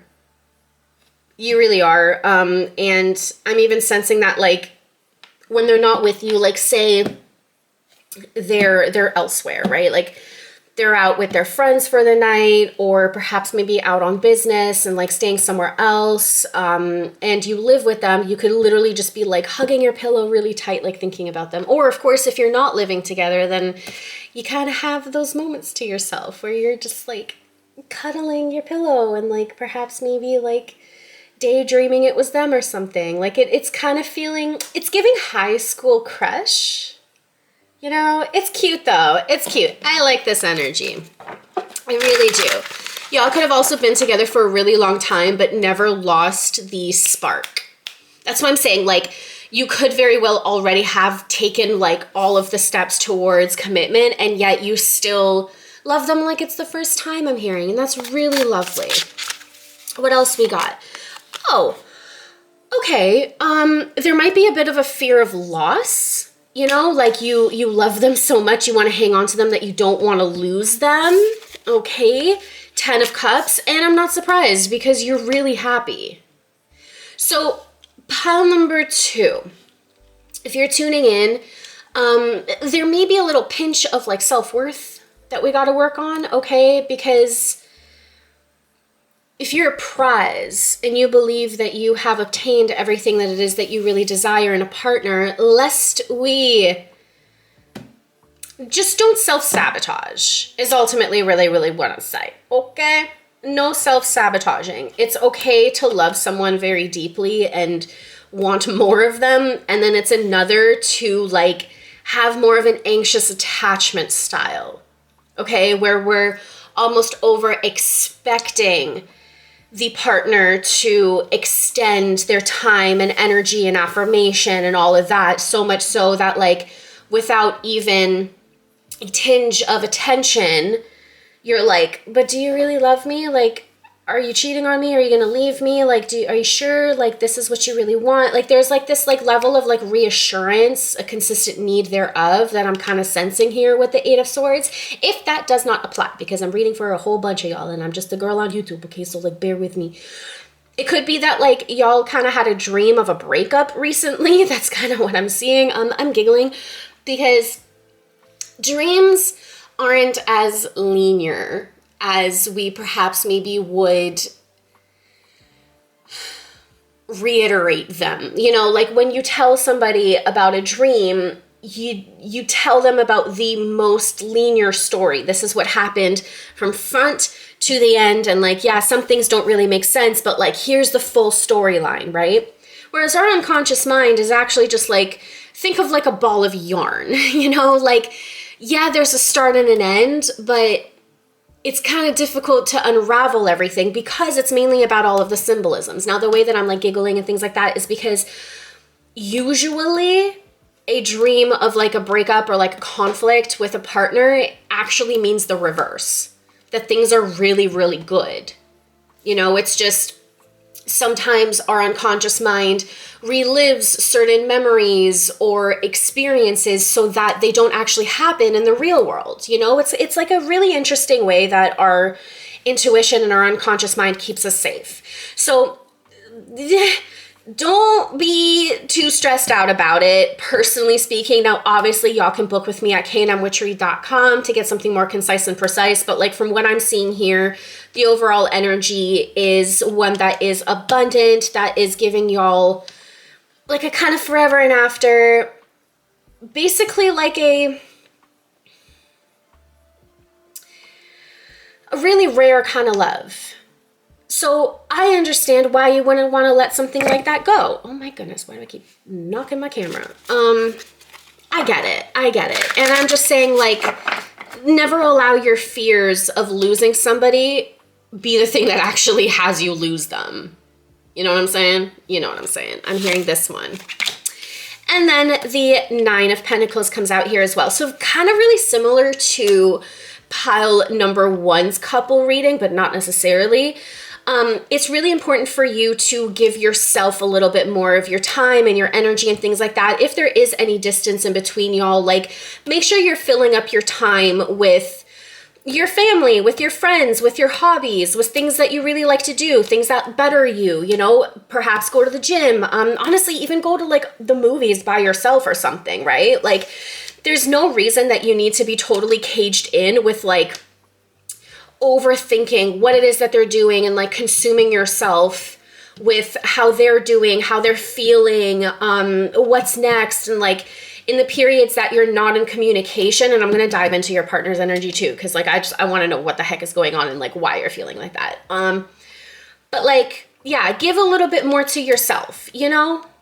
You already have the 10 of Cups. You have an ultimate fulfillment on an emotional level in your state of mind. You also have the Lover's card. I mean, hello? Like, the fact that this is the Major Arcana card that chose to came out for you is absolutely beautiful. And we mustn't ever neglect ourselves and still be who it is that we were when we were single, minus like, you know, the flirtations and like the hookups or like anything else that single people do.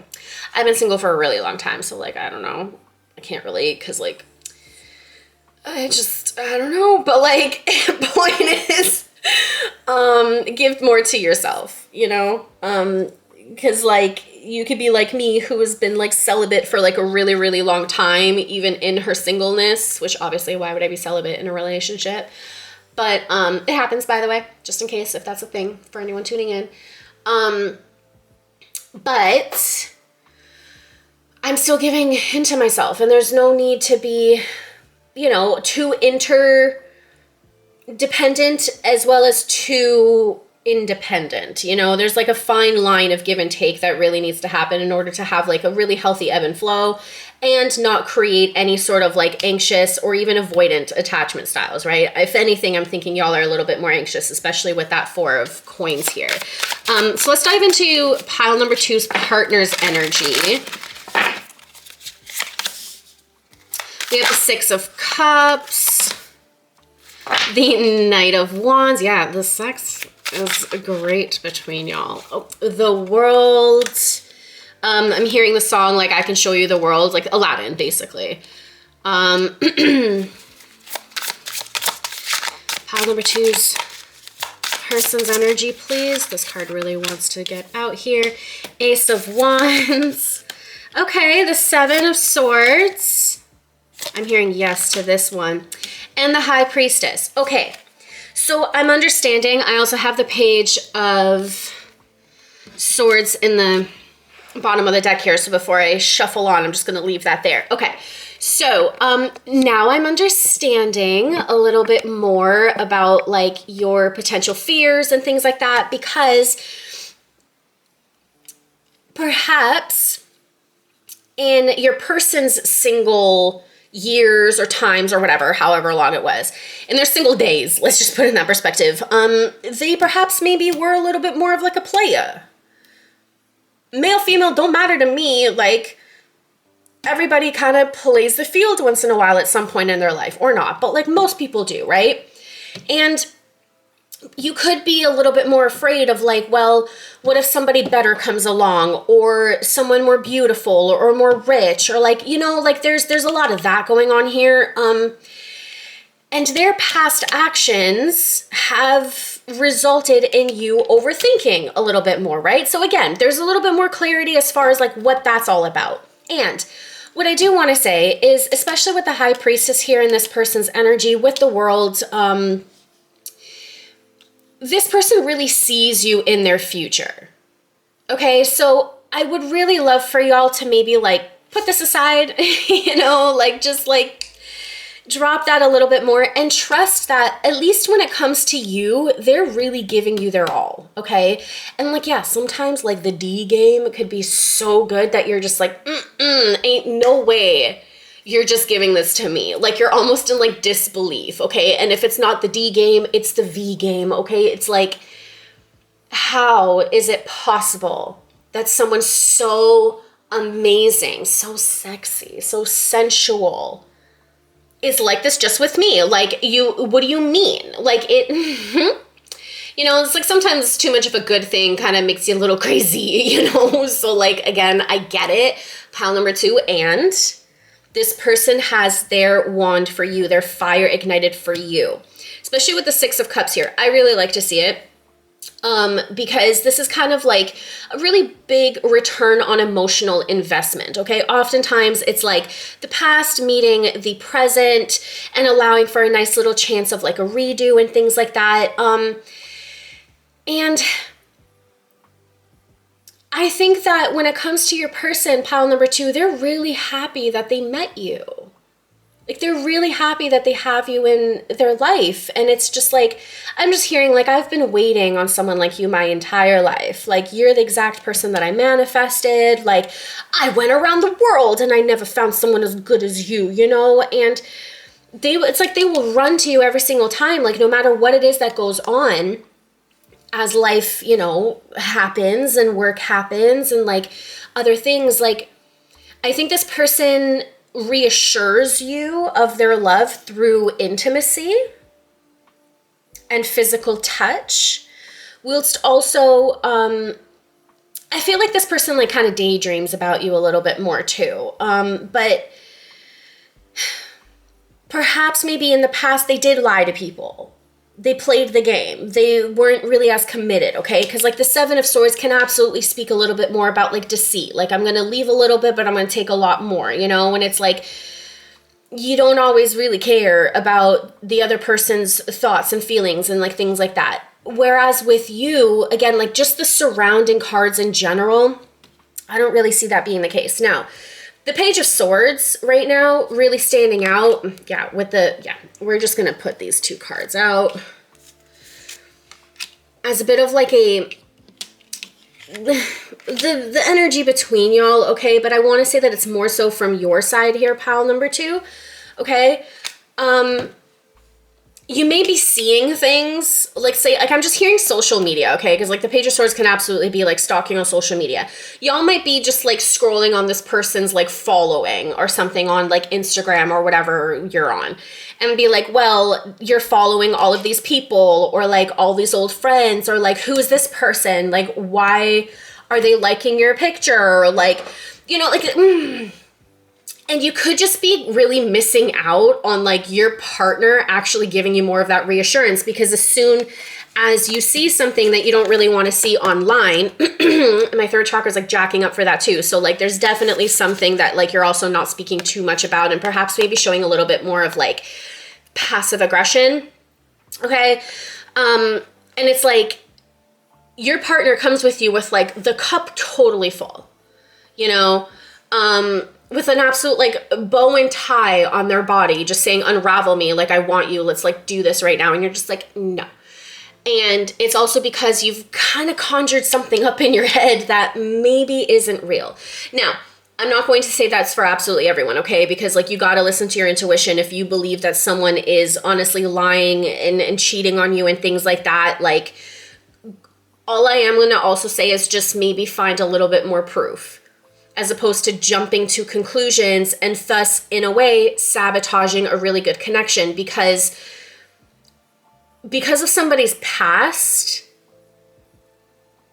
you might be really fumbling your future. But people can change, you know? And there's nothing here other than perhaps maybe some sort of trickery and like withholding of something. But like with the High Priestess here as well, and of course all the other surrounding cards, we got the Ace of Wands, the Six of Cups, the Knight of Wands. Like, sure, they may not tell you about all of their like previous sexcapades, for example, but that's because they really respect you. And they want to be with you. So like, why squander it? Why spoil it? You know, it's like, I'm kind of hearing this person's perspective of going like, why does the past matter? I'm with you now. I love you. I want you. Like, you're the one that I searched for my entire life. I manifested you. Like, I'm showing you all this that like, you know, but then it's like you're clinging a little bit too tight. Perhaps maybe like stalking a little bit more on social media, jumping to conclusions, not really seeing the opportunities to like advance your cup of love because you're like choosing to kind of be stuck on the past and like things that are spilt and like forgotten. You know what I mean? You're just like, no, like I can't accept this because I can't trust you because of something that probably has nothing to do with you. So it's a matter of pile number 2. And of course I mean this all with love, right? To just use your level of discernment. Is this person truly giving you an absolute, without a doubt, reason for you to be passive aggressive? Or did you create this all in your head and thus decide that this person is deceiving you as well? Let's be super honest with ourselves here, okay? Pile number 2. And of course I mean this with love. Also because like the 8 of Swords, like she could just like get up and like walk to the side, to like either side. She's not actually caged in. She's choosing to sit in doubt and like be stuck in this like constant loop and thoughts, right? Because when we're thinking about the 8, like you're going around and around and around and around. But I'm sitting here going like, why? If you have ultimate fulfillment, you have someone that cherishes you and makes you feel like you can hang on to them, especially with the Lover's card here. You guys got amazing, you know, with the Page of Wands compared to the Knight of Wands. Yeah, like this person's like sex game could very well just, they could put it on you. It could almost make you feel a little bit like a novice and you're sitting here going like, how'd you learn that? Like, what do you mean? Like you did, but like, just let go a little bit more. Pile number 2. They choose you. I keep hearing that. I choose you. And this person, again, I have to reiterate this. Seems like words of affirmation might just very well be your love language here, pile number 2. Like they see a future with you. They want you. They know intuitively that y'all are going to end up together. So regardless of any travel, because the Knight of Wands in the world here can absolutely specify travel, like they want to take you along too. And perhaps maybe, yeah, like I mentioned this already intuitively when I was talking about your energy here too, right? Like there might just be some nights that like they're not in town and they're out traveling. Like this person could very well be like in sales or something as an example, you know? And yet they manifested you. The Magician comes out. Like I think you both manifested each other. So no squandering it. Okay? No squandering it. I am getting pulled to the Light Seers deck for some clarifiers and extended messages. Ooh, this card here. Yeah, the Nine of Pentacles comes out yet again. Okay, this was a duplicate in another pile.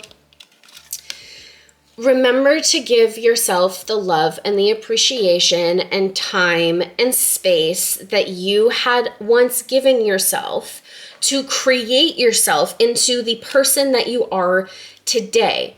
Sometimes we tend to lose ourselves in other people, and that can have us honestly squander and sabotage really great connections.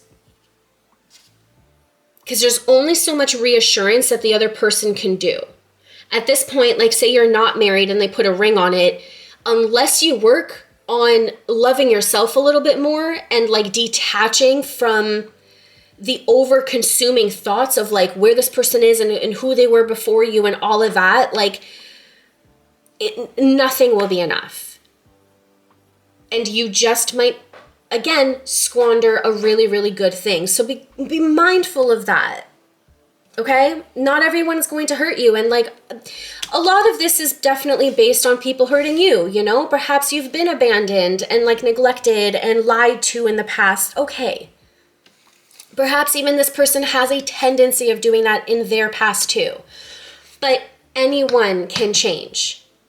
And this person wants to change for you. Not because of you, but for you.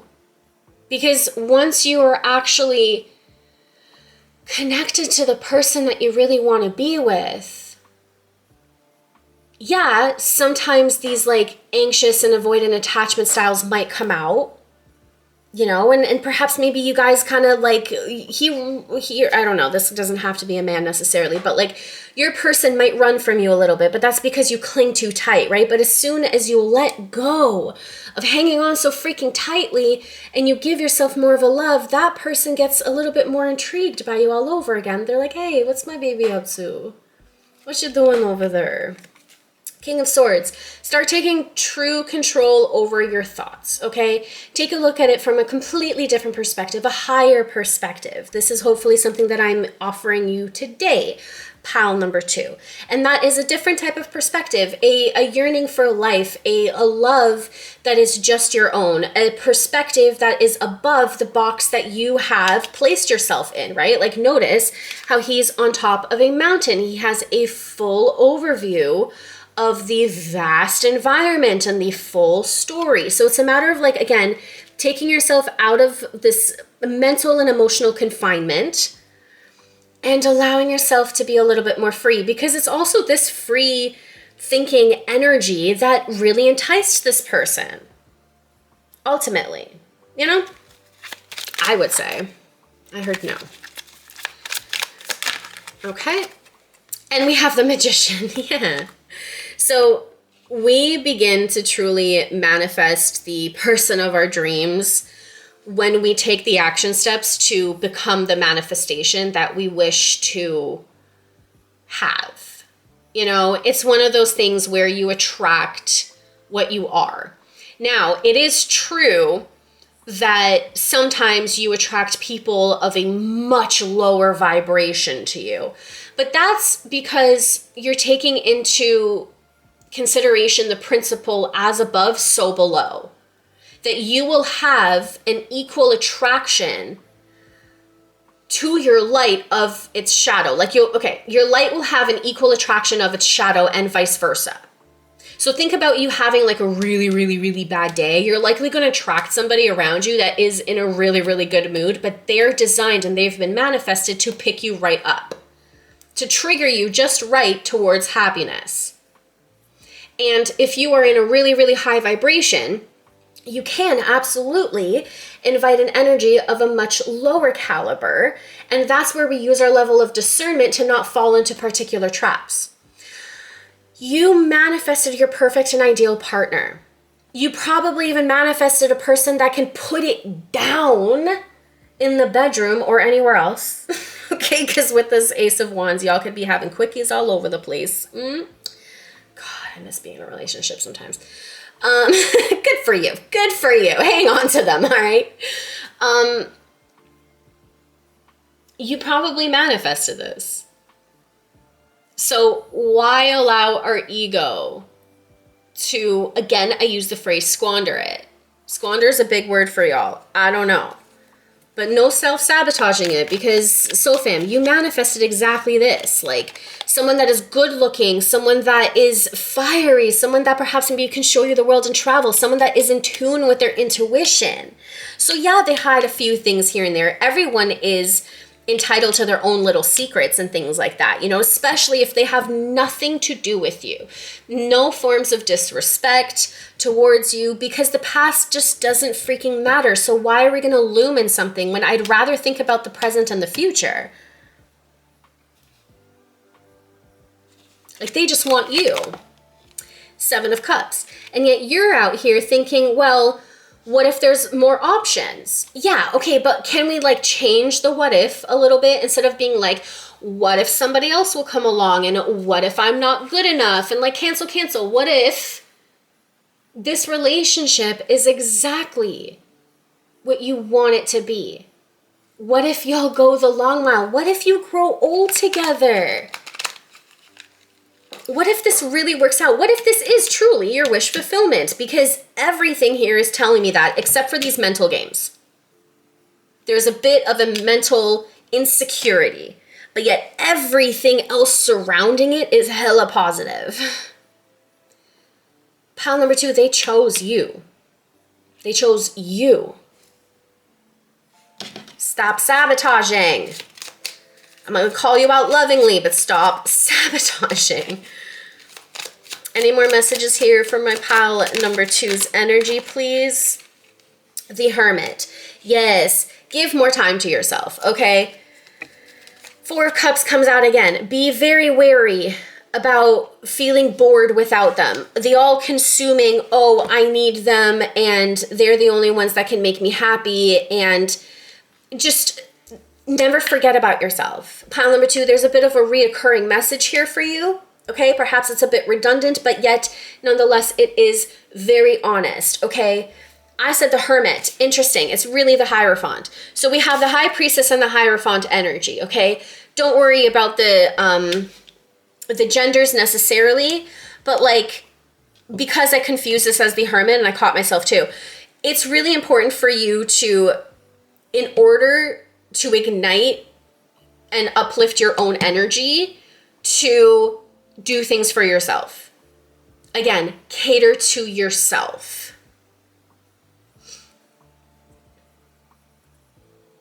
And have fun with it too. Like, sure, if they're ever gone, or like, you know, there's a few hours in the day where you're not constantly talking to each other. Like, it's also not really healthy if you're like talking 24/7, okay? Like, you need your own life, you need your own hobbies, you need to allow yourself to still feel like yourself, because knock on wood, y'all break up, who would you be? If you're unable to answer that question, then you have gone far too deeply intertwined in another person and have basically like made them you, like you are wearing their skin suit. You are your own person with your own values, with your own dreams, with your own interests. So perhaps maybe pick up a book. The Hierophant loves to read. Meditate a little bit more. Do things that really make you happy. Instead of sitting here going like, I have this whirlwind of light and like inspiring energy, but like, no, I'm just going to focus on the things that like, I'm just kind of missing out on right now. And it's like you don't see the cup of opportunities that spirit, that life that you yourself have manifested in. All because you're asking the wrong types of what ifs. Valid nonetheless, because your ego is only ever trying to keep you safe. Okay? This ego isn't like this like really big bad thing that we have to like discipline. It's the opposite. We have to accept it and then also convince it in all the right steps, however those steps look for us individually, that we are safe and we're okay now. So spend your time, instead of looking at to what this person is doing and whatever happened in the past and trying to uncover things that like you don't want to know because they're unnecessary. I just keep feeling as though this is stuff from the past that you are trying to dig up for reasons I don't know, because you love somebody and again you just want to make sure, is this it? Is this like for me? And like, are we real? But like, when there are duplications of cards coming out, again, Magician, we have the 9 of Pentacles, like these messages here are reoccurring. Give to yourself. Love on yourself and stop missing out on opportunities to really, truly be happy. You know?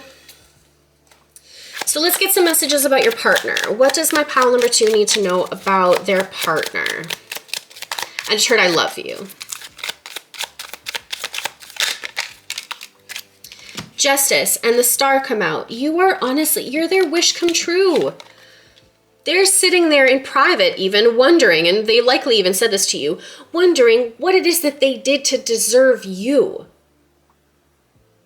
Like, you came out of nowhere and just balanced out their life and set things straight for them. I wished for you, I'm hearing. That's a really beautiful message.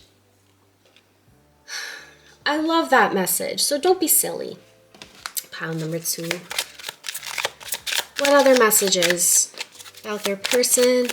Messages from my pile number 2, please. I'm hearing shuffle, no problem. I just heard I wouldn't be who I am without you. The 7 of Pentacles came out in reverse. We're going to keep it at that. They just want to work with you. It's so much less about like planting their seeds all over, okay, if they are a man. They choose you. They want to be with you. Like, it's like, sometimes people are like super impatient and they just like want what they have, and like they have you now, so they don't have to work on like building anything else outside of it because you are already their dream come true and they have you. It's like you're like the good karma that came in. The wheel came in here as well. So they could really travel a lot. They could also be the types of people who really create a lot of change in their reality. Highly intuitive too. Like whoever this is, they might even like in some ways like create and instill doubt within you because they work so deeply with their intuition. Pile number 2, that like it becomes a little bit more symbolic. It becomes more impulsive in a way, but yet they're hella strategic as well. Very passionate creatures, yes, nonetheless, and yet they created this life with you, this destiny with you. They want you. You're not going to believe this. The High Priestess came out again. This also with the 2 of Swords. So they may not know specifically how things are really going to look for y'all in the future, but what they do know is what the eyes cannot see. Notice how in both cases, the eyes are closed. And yet, if you look very carefully, it's like they're painted on in a way that like they're open. You know, this person's really using their intuition about you. And when it comes to this 2 of Swords, it's kind of like, I'm hearing the question like, what else can I say or do? You know, sometimes, and again, pile number 2, I just really want to give you a hug and just remind you of your worthiness. And if somebody really wanted to cheat, that's on them, not on you. You know what I'm saying? Like, it has so much more to do with that person's character than it ever does with you. And whether or not a person chooses you is their decision. It also doesn't reflect you personally. There's nothing wrong with you. It just means that, hey, this person desires something different. But that's not the case with you. So be careful of manifesting that, because eventually this person's hands are going to be tied. They're going to look at you like, my beautiful pile number 2, what else can I say? What else can I do if you're not going to believe me when I tell you that I love you and I want to be with you? Why would I stay? I'm proving my commitment to you. And it wouldn't matter if they get down on one knee. You will still question their loyalty. Stop. Let go of that. I'm gonna stretch my legs. Change your position. Breathe a little bit more. Get into more of a meditative state. Calm your anxieties. Calm your assumptions. Again, I mean that with so much love. We have the Magicians and the High Priestesses out here with the Hierophant, with Justice. Like, if y'all aren't married already, you're likely going to be. I'm literally hearing like the ring bells, okay, the wedding bells of people like walking down the aisle. Dun, dun, dun, dun, dun, dun, dun, dun. Like, yeah. But unless you clear out the anxieties and assumptions, you will never be happy. And that's unfair to both of y'all.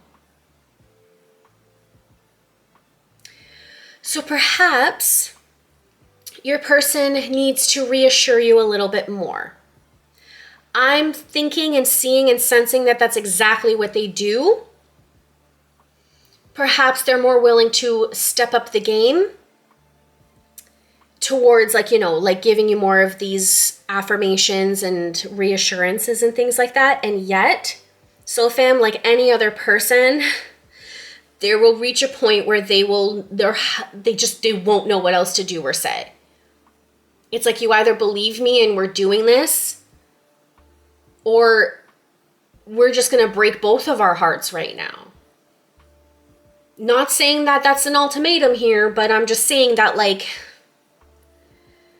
eventually when you keep telling yourself or telling another person that they're always lying to you, they almost start to believe it too.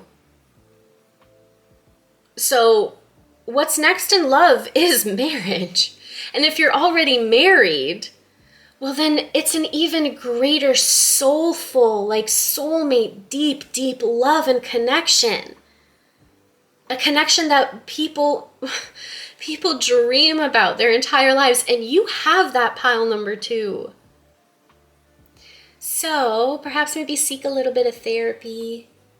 Okay. If not, actually hire a psychiatrist for yourself, but like give yourself some like TLC, you know, some tender love and care. Take yourself out, some like self-therapy, you know, love on yourself a little bit more, because that will just amplify your beauty and your magnificence and everything, and just make you that much more enticing. Like, give this person more to love, instead of also limiting yourself by rejecting their offers, all because of things like mental turmoil.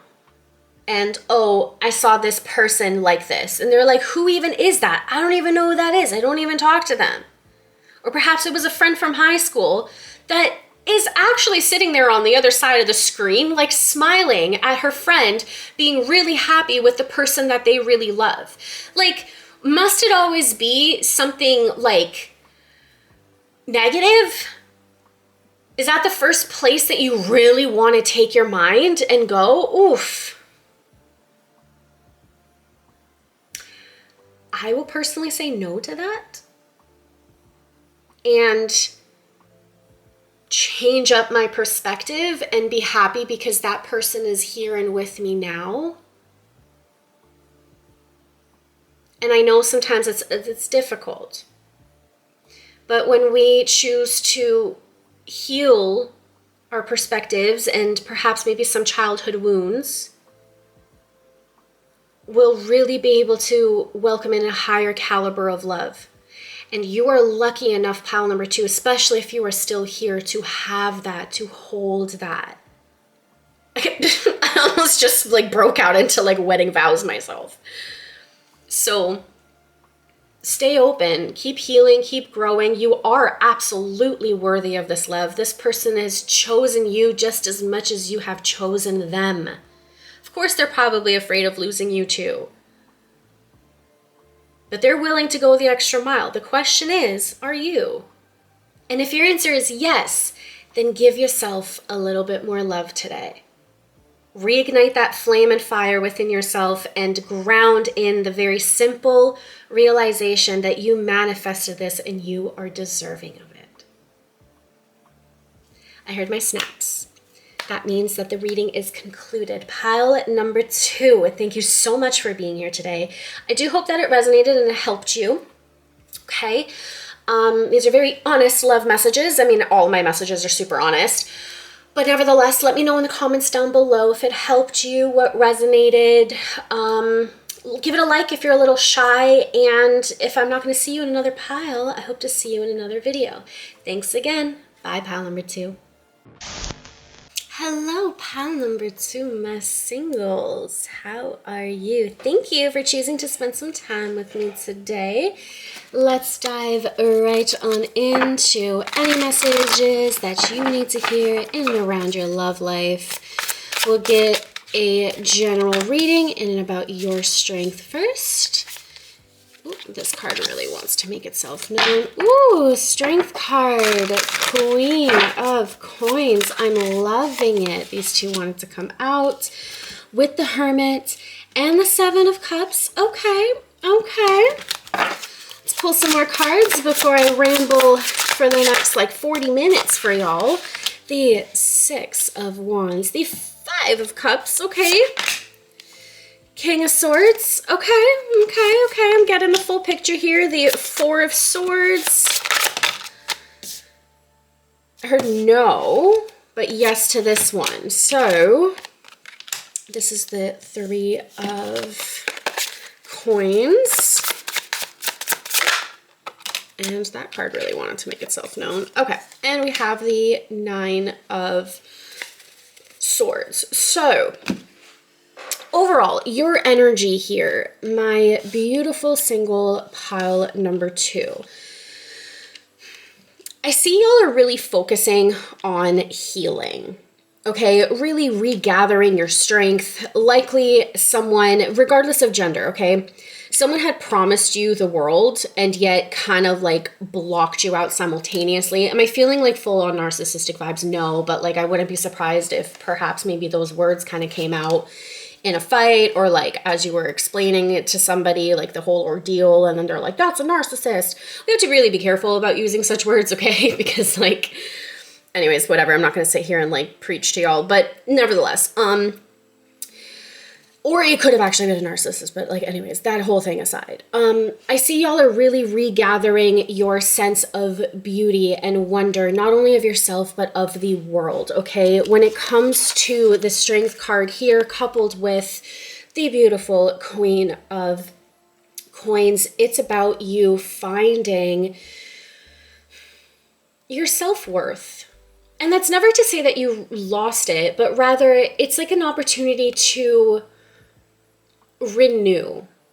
Okay, it's befriending the shadow parts of yourself and really integrating that into your overall well-being. This could also tell me that you've been doing strength training and hitting the gym a lot more, okay, taking care of that physical health. And I am sensing here with the Hermit as well as the Seven of Cups pairing that you do tend to keep within the discombobulation, if you will, the confusion, the wonder, well, what could have happened? Where have I went wrong? What could I have said differently? Could I have chosen a different type of person? What are the traits that I really want in a person? You're really uncovering all aspects and facets of your love life for yourself. Not only are you really intellectualizing it, okay, but because these are cups, you are allowing yourself to integrate with it, really doing that shadow work whilst also standing in the light. I definitely believe that there is a very important balance needed between love and light and everything is good and we're just gonna be happy and just tell ourselves we love each other without actually doing the shadow work. And yet too much of the shadow work actually negates you and loses the opportunity to stay grounded in the moment and actually live in the joys, right? So I believe that y'all are really finding this beautiful equilibrium and balance in the two, especially because the Five of Cups and the Nine of Swords are here. So there are definitely some nights that you find yourself, I just heard quivering. It could literally be bringing on somatic experiences, meaning sometimes your emotions are integrated so deep into your overall body and well-being that when you think of somebody or an experience, you find your legs shaking, or your hands, since you could only see my hands. You literally have a physical reaction, right? which is, I would say, is a really good thing, okay? Because that definitely denotes amplified healing as far as your emotional body is concerned, right? Because our emotional body also reflects our overall physical body health. And so there may be some sleepless nights, just kind of, I am sensing like, I mean, nobody really likes to be alone, or do they? But like, I'm just going to challenge that a little bit, but like,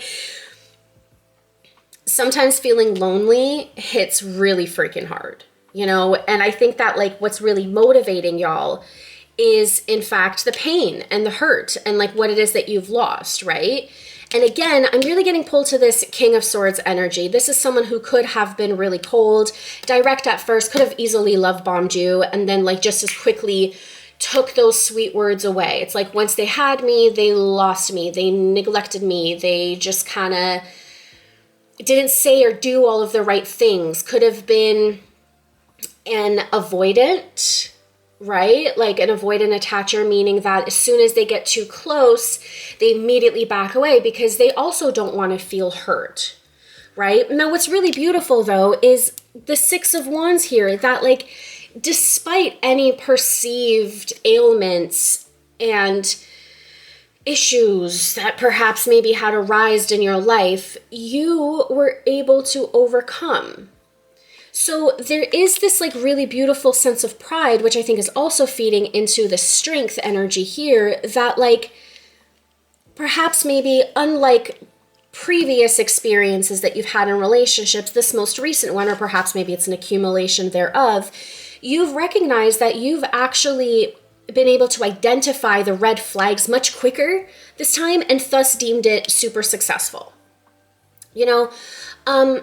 And so I'm also not really surprised that the Four of Swords comes out here as well, because when we're really going through some deep emotional turmoil, for lack of better words, and perhaps maybe that's honestly what it feels like to you, and we're reaching into our depths and into our shadows, we're really freaking exhausted. It's like our entire nervous system needs a break and it shuts down, and we end up resting. And perhaps maybe this is also a message here of like offering yourself more grace and more patience. Like if you need to spend a day more in bed or like quote unquote being lazy, don't push yourself so much to like go to the gym and like I have to better myself and like da da da. Like I understand that there is a whole physical regime and plan and routine, and that is admirable to say the least, okay?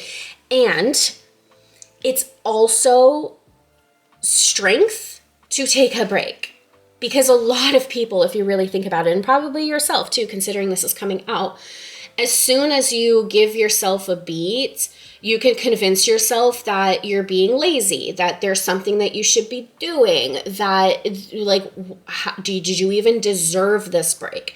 Cancel, cancel, cancel, okay? Rest is just as important as working. And it's so much less so, fam, about work hard, play hard. Okay, because that's where we also go into absolute overdrive and overstimulation, and perhaps maybe fall into bad habits and poor discernment, because we get like so high in like dopamine and serotonin, and we're like, we just want more and more, you know, and then we're beat, we're exhausted later, we're left a little bit more disappointed, depleted, like stuck in thoughts of like, fuck, like maybe I should have done something different. You know what I mean?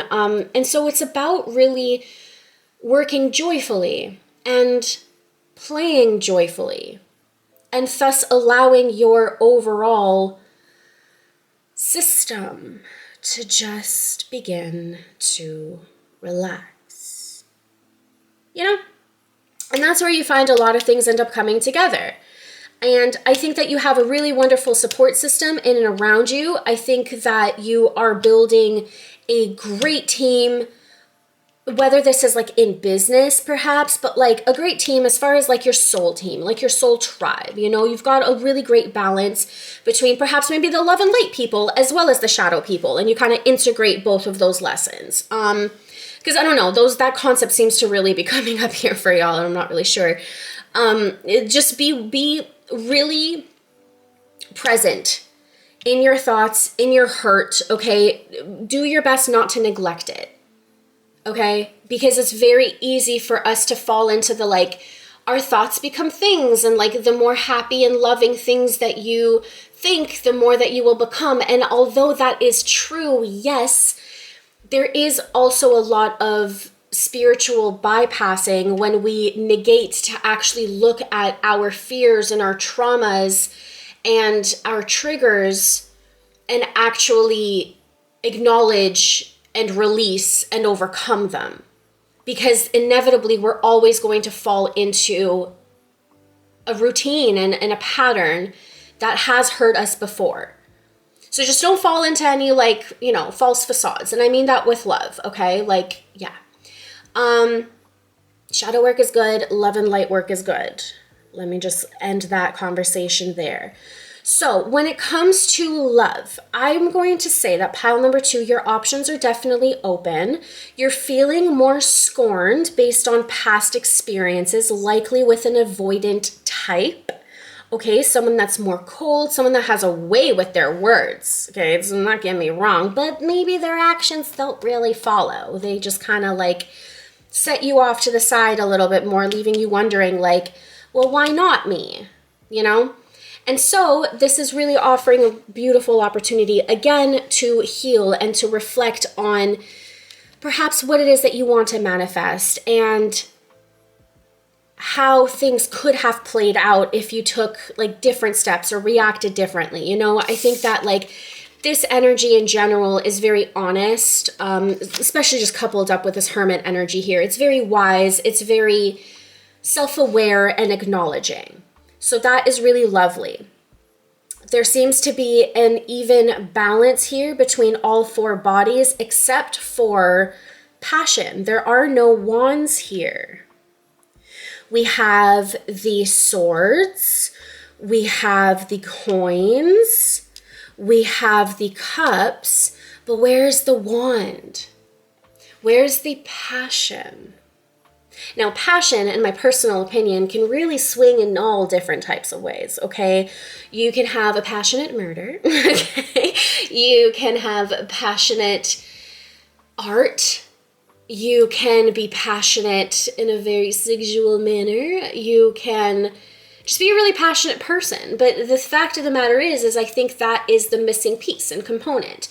You're missing the passion. You want passion. You want something that is greater than just words or greater than just physicalities, and honestly, maybe even greater than some emotions, which, let's face it, the only emotions that we have out here are leaving you really sad and scorned and depleted in many ways, as well as like confused. Reflecting, but confused nonetheless, right? I will also mention that any affirmation work that you've been doing, any meditations, has been drastically helping your overall mental health as well, which is also catering to your ability to self-discover and thus heal. Because I will say that, especially since the Strength card came out here for you as well, I just heard Leo, so you could have predominant Leo in your chart. Doesn't have to be the case, but if it resonates, it resonates. That you are brave enough to actually endure a path of self-acceptance and accountability. Because a lot of people these days kind of just don't, you know? And I think that this is a really beautiful mentality to have and to hold, because when it comes down to it, you want to attract the type of person that is willing to take more accountability, as opposed to leaving you high and dry and wondering about your overall self-worth. So I think that this is really wonderful. I do. I really, really do. I'm not sensing any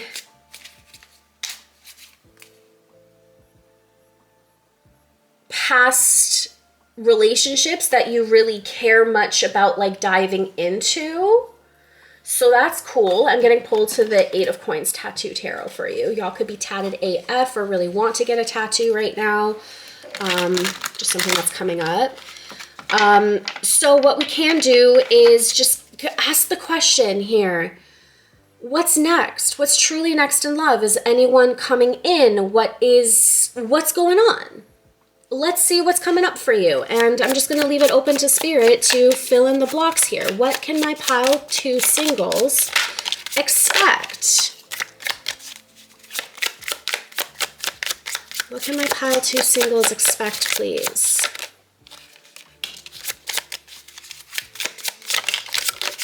And this card wants to come out. All right. So we have the Ace of Swords, okay, apparently I have to put this down. Okay, Spirit's going to be very strategic with me, so like bear with me. Hopefully y'all can see this well enough. This one we're here. Okay. We have the Ace of Pentacles with the 7 of Pentacles. We have the Knight of Wands. Yay, there's that passion we were hoping and looking for. We also have the 6 of Swords. Okay.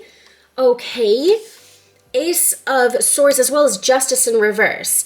Okay, so although you're not really interested too much about like the past relationships and people and things like that, Spirit just wants to reconfirm one thing for you, and that is that their karma is going to be served, okay? Because of Justice in reverse here, anyone who has treated you unjustly, especially here with the Ace of Swords energy, like this whole vibe right here, okay? This is what I'm referring to here. Anyone who did you any sort of unjust, and this is more, I'm talking like intentional toxic behavior. I'm not necessarily referring to people with a avoidant attachment reflux, okay? I'm talking about those who had intentionally done harm to you in the past, probably by the time that you're tuning into this reading, or shortly after or before, whatever, in and around this time frame, karma has been served for them, and they had become aware to any sort of degree that it's because of what they had done for you, okay? It kind of spark up a bit of like an awareness factor in them too. Not enough to like, you know, compare them to your level of awareness that you're working towards, but awareness nonetheless. So do with that what you will. What I am seeing for you is y'all actually diving more so into, I'm going to deal with this later, with money matters, okay? I think that y'all are going to have really beautiful opportunities come up as far as like recreating your overall life. I do also want to say with this 6 of Swords here that there's likely going to be some travel involved. You'll likely be in and around somewhere with water, if not already, okay? There's definitely some mountains here that I'm getting pulled up in. Definitely a change of scenery, okay? So if it is that you're looking to plant your feet in another country or a city or something, I mean, Spirit's definitely saying go for it. As someone whom has herself picked up her shit and gone and like traveled the world as much as I had and lived in different places, even by myself, albeit, okay? Like I left my family and friends and I moved all the way across the country to rediscover myself, and it was a really wonderful experience. So I 10 out of 10 recommend it. And it definitely did come with a lot of like healing opportunities too, because my nervous system was calm enough by itself to be able to actually process some shit without being interrupted or like judged or like, you know, criticized for it or anything else. And for whatever reason, I had to share that with y'all. So it seems that you can relate to some degree. Now, any sort of this like financial gain and opportunity, especially with the Page of Pentacles, this is likely going to be something new. I just heard real estate. Okay, so there goes about something about like places, right? Not just real estate, but like anything that could really come in to like have you unlock a new skill or a new career, a new pathway or something, right? Whatever that may be for you, real estate or not, let's not get stuck on too many specifics here. You are going to have the chance to undergo it. There's also a significance here in and about March. And if this is after the month of March that you're tuning in, there's something about a time frame of 3 months, which is kind of feeling like a not a promotion. I mean, it could be promoted, but I think that this is a probation. You know, like when we get a new job, there's a whole training period. There's a time for us to like dip our toes in and learn the ropes and things like that. It's giving me that energy right there, okay? But there's going to be ample opportunity for you to increase your overall wealth because you've been working on your health. And this is how our value in ourselves equals the value on the external realm as well. So am I seeing too much about like love stuff? Honestly, no, not yet. Again, we're definitely going to keep on chatting away here, soul fam. We're about halfway through your reading, so the show will go on. But what I really love to see here, though, is the Knight of Wands coming into play. I feel like whatever changes you've been making within yourself and thus your reality, you are now regaining that sense of passion and pride and moving forward with a sense of glee. And like, I just heard I got my spark back. Yes, like, that's the type of shit that's incredibly inspiring, you know? So any passion that you may be kind of lacking in yourself right now, if that whole spiel resonates with you, just know that it's coming. As soon as you, or as you continue to trust in yourself and your own insight and your own sense of value, and you keep asking Spirit and the universe and God, whatever it is that you pray to and believe in, to keep showing you the signs, and trust the insight that is coming in for y'all, okay? Like, yes, prayers are for God, but God speaks to us through our intuition, okay? So when the answers come through, even if they are uncomfortable, as I sense they definitely may be, and again, this might spark aspects and feelings and experiences of loneliness, it's going to be really temporary because you're going to have an amazing team in and around you, like your spirit team, your friends, perhaps your family.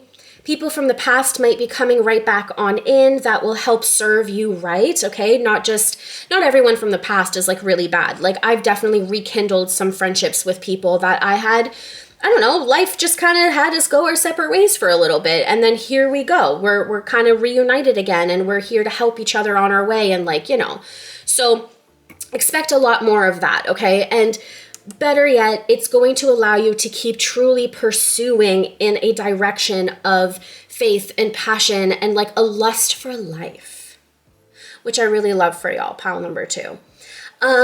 This could also simply mean that like your karma is served, okay? Because a karmic lesson is an experience that is repeated time and time and time and time again until it is met with changed behavior and adequate action. That is how it is that we break the loop and we step into a new level and a new layer of ourselves, okay? Which often is in fact kind of like the onion layer as opposed to like steps and layers, right? Like our path to ascension isn't going up and up and up and higher. It's actually getting deeper and deeper and deeper into ourselves, into our very core, right? So this could ultimately lead to you breaking out of past karmic cycles. Thus also, again, like I said, anyone in the past that had done you harm, like that also kind of like sparked that. Although I don't think you're going to have full awareness of it. You might in fact know about it intuitively or just kind of get like a passing commentary about it. But nonetheless, focusing solely on you here, pile number 2, you're going to send a wave of personal ascension out into the world, and that is just ultimately going to continuously change your reality. Now, what is this? Are these wands? 4 of Wands? I wish I knew.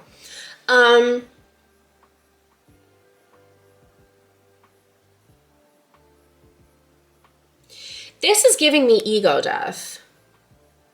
/ rebirth, obviously, because where there is a death, there is an opportunity for growth, for rebirth. And again, there's this ascension type of equality, but it's inside, it's your own mentality and all. And the simple fact that it was coupled here with the 8 of Swords in reverse does tell me that there's going to be a lot of fears and blockages, of course, since this is a love reading, in and around love, that are likely going to be released, renewed, reviewed, which you guys are actively doing right now. So like your hard work that you're putting into yourself is absolutely paying off, I would say. So let's pull some more cards. What is next in love for my pal number 2 singles? 8 of Wands. really quick transformation. Honestly, I'm going to pull some more cards. What are you manifesting? What's quick? What's coming in? Quick communication. I'm not sensing this is going to be much about love, my dears. Yep. 8 of Coins. I think you're going to continue to be single for now, my wonderful pile number 2s. And that's okay. Honestly, I think y'all just really need it, to be completely honest with you. I think it's going to teach you valuable lessons that will thus welcome in a King of Cups way later in the future. What's this? The Page of Swords in reverse. You're not even going to see this shit coming, okay? I think maybe somebody kind of has you in their radar right now. But yeah, and the Devil comes in here to correct that. It doesn't necessarily mean that this is someone that is evil or like has something to do with anything, okay? Like I know some people really like to refer to like demons as people and stuff like that. Like, no. People make their own choices and like based on their own lessons and then like their self-awareness and things like that. Like it doesn't always have to be like, you know, that a demon or a devil took over. But like, again, that is just based on personal, whatever.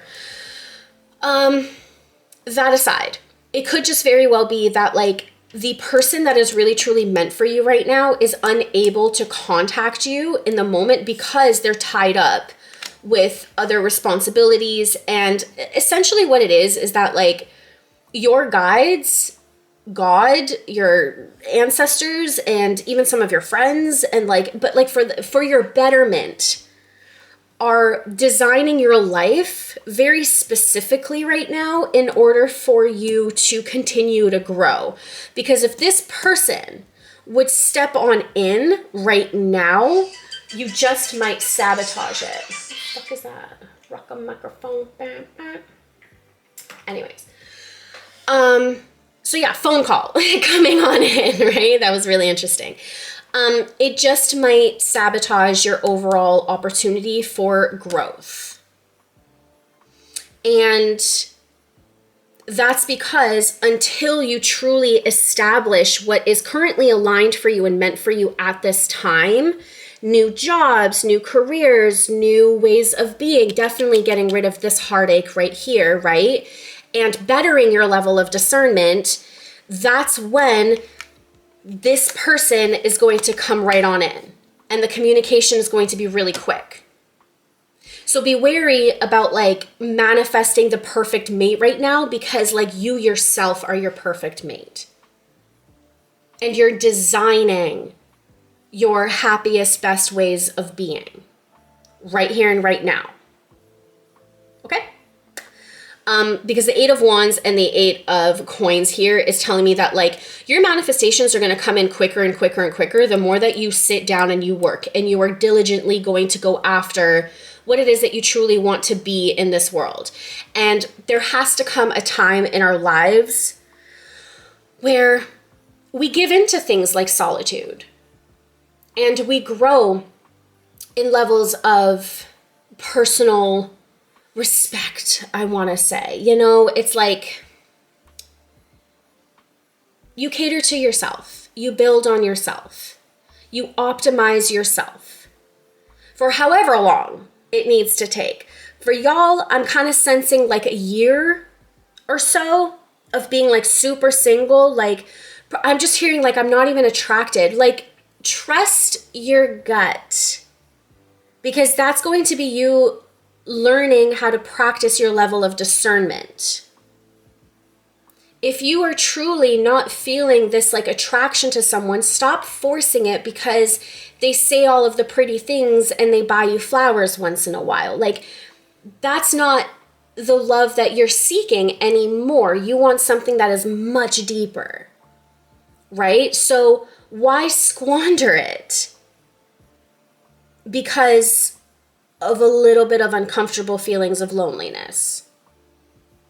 Like this aspect of loneliness will fade and it will likely come and go.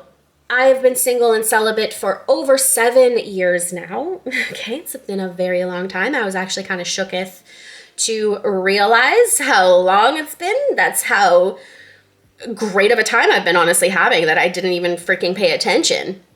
But there are some days that I'm just like, ugh, I just miss being someone's baby, you know? Not like gaga goo goo, but like someone's like woman, like someone's like. And that is when I turn to my support group and I'm like, hey girls, ooh, I need to feel a sense of warmth right now.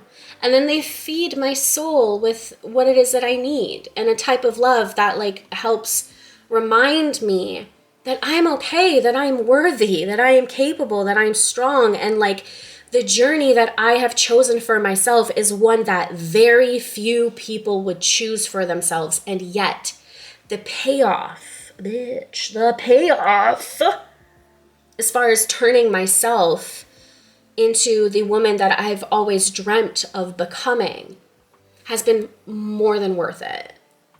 You know, and I hope that that inspires you too. Do you have to take 7 years plus like I have? No, of course not. I mentioned again, there's something here about a time frame of like 1 year for y'all.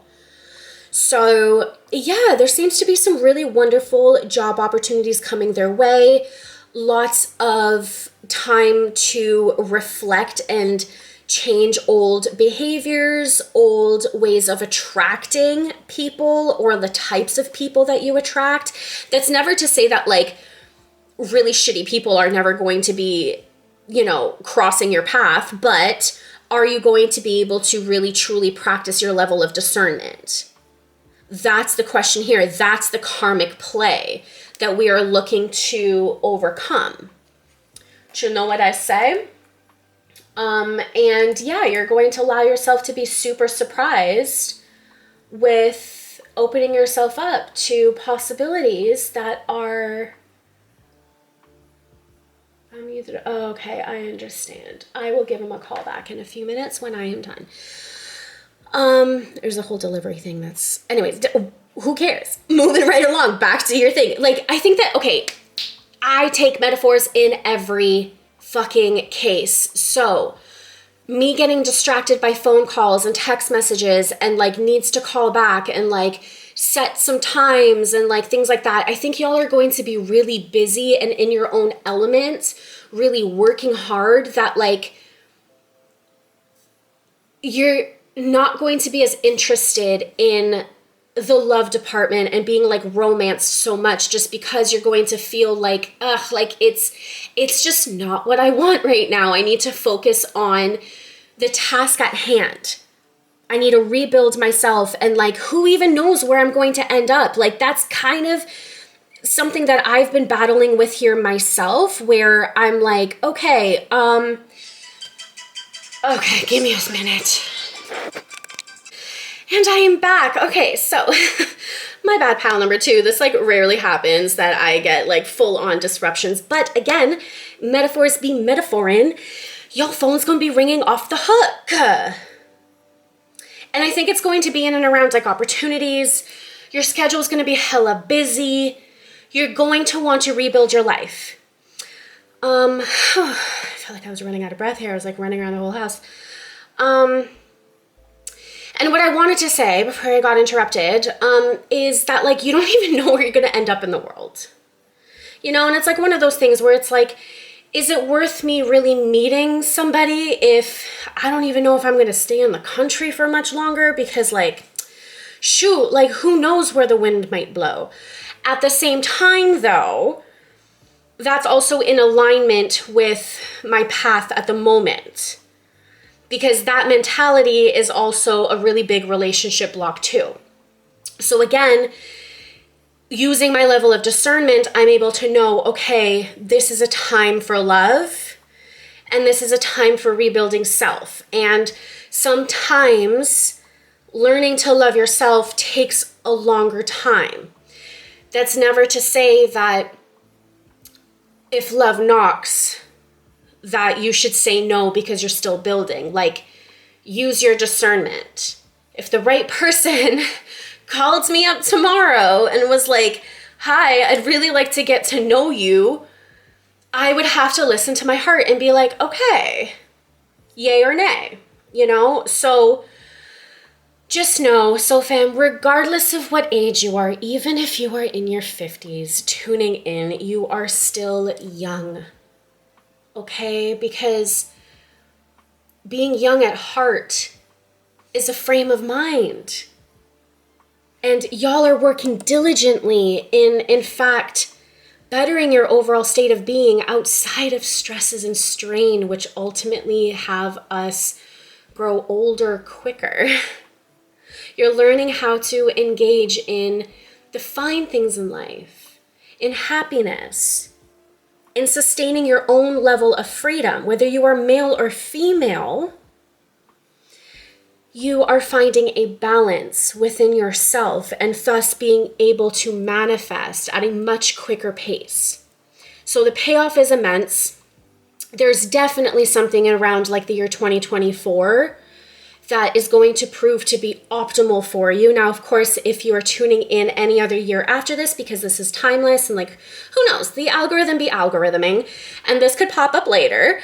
But if you look back then and notice the overall sense of growth and establishment in 2024, usually after spring, I'm recording this in like March, it's still Pisces season. It's technically not the astrological new year yet of like Aries season, but nevertheless, this is going to be a great time of transformation. This next year of your life, whatever year you may be in, because there's a specificity here in and around a year, 12 months, maybe 11. Okay, I heard 11 and a half.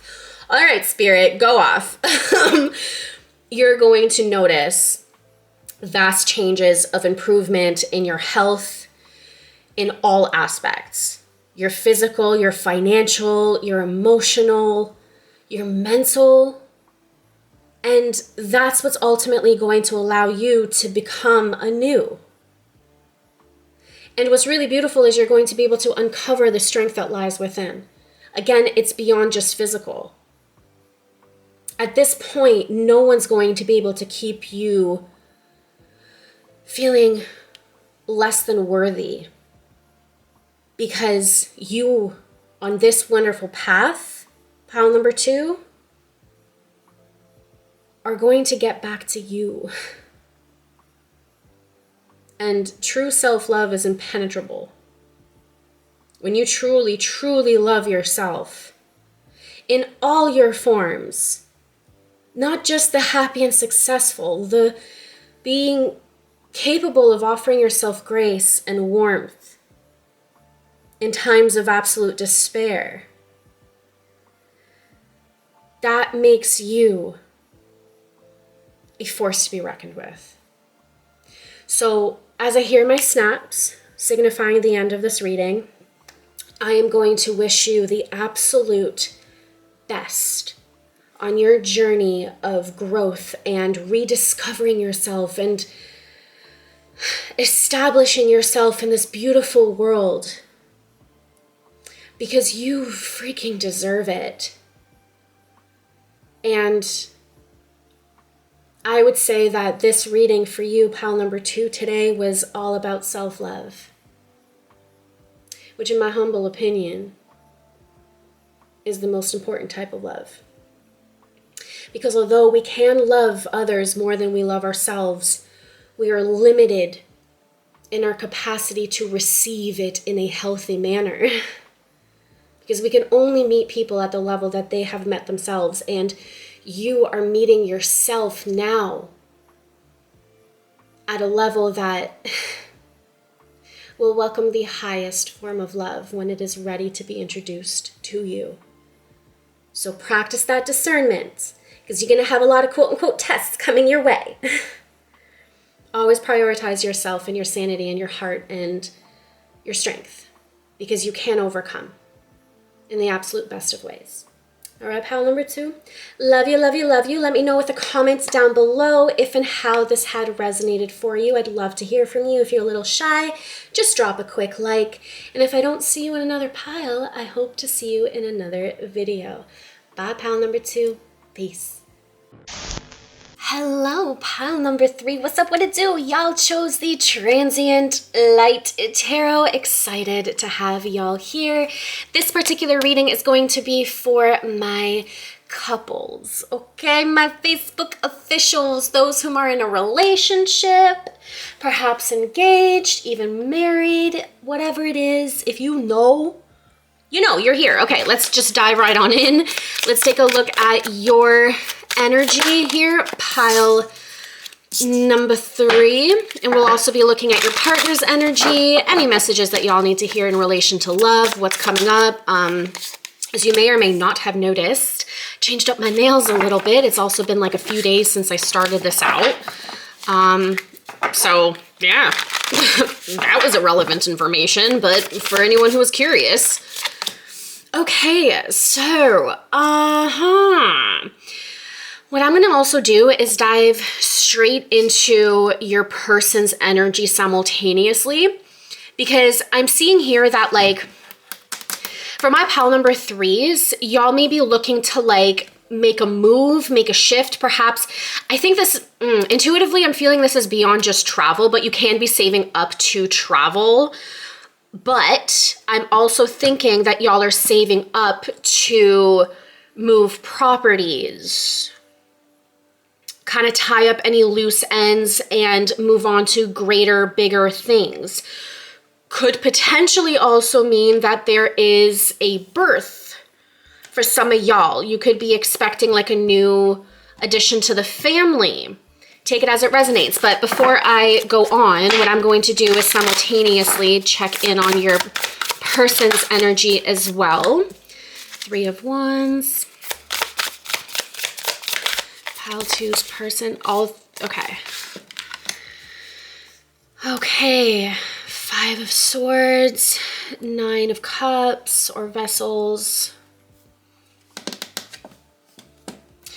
Okay. Okay. 8 of Wands is at the bottom of the deck. I am actually going to keep this here to confirm that there is some sort of like a move, a travel, a manifestation, okay? Now, perhaps maybe some of y'all are sitting here going like, well, what about this 5 of Swords? That's not always like a good thing. Maybe, maybe not, okay? When it comes to your person's energy, and again, feel free to crisscross applesauce if you need to, okay? It's a general reading on YouTube after all, folks.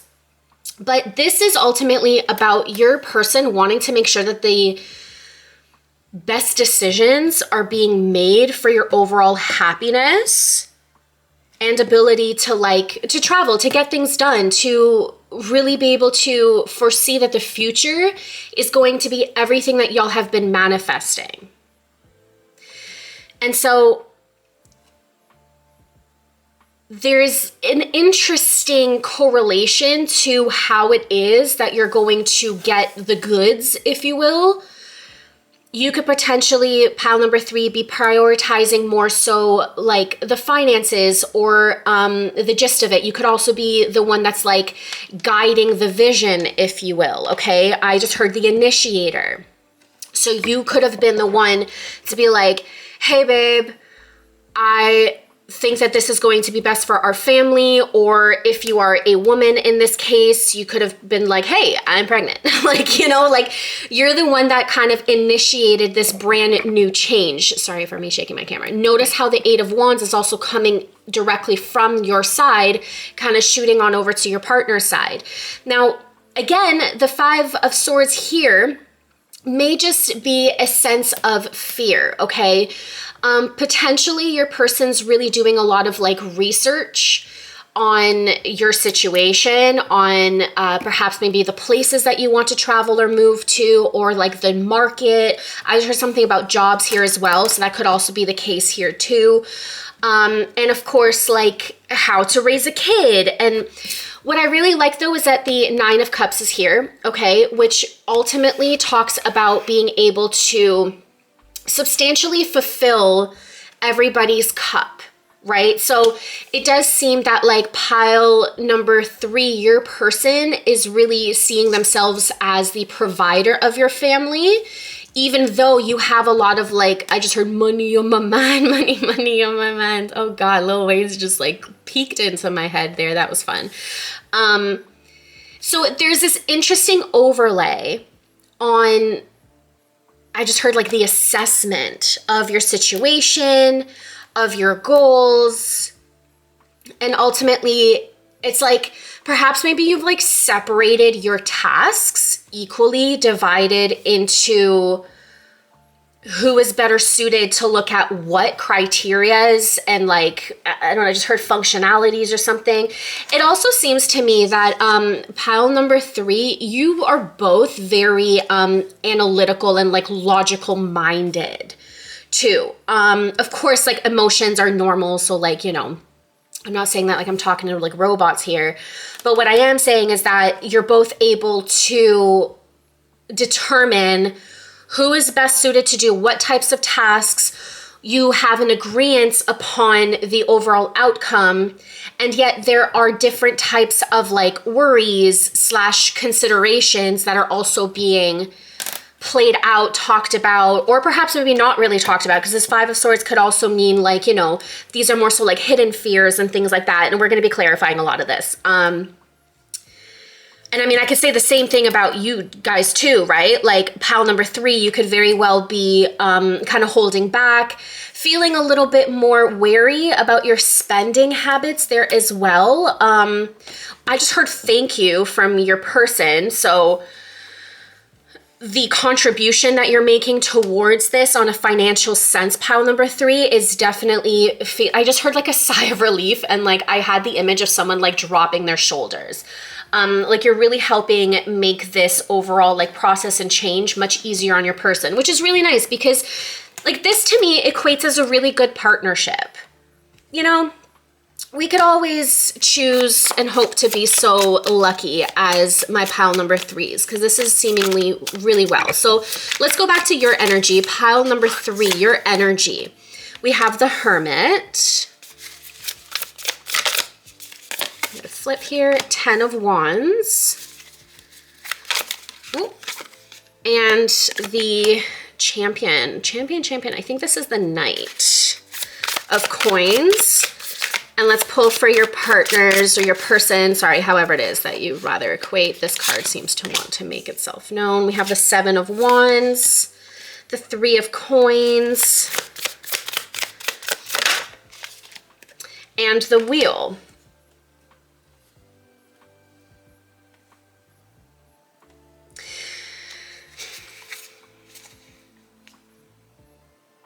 Okay, so pile number 3, there has been an immense amount of healing that you have undergone in order for this like decision and manifestation to come about. I'm gonna move this around here. Sorry, I just keep like moving all of these things around so you'd be like aesthetically pleasing and like whatever.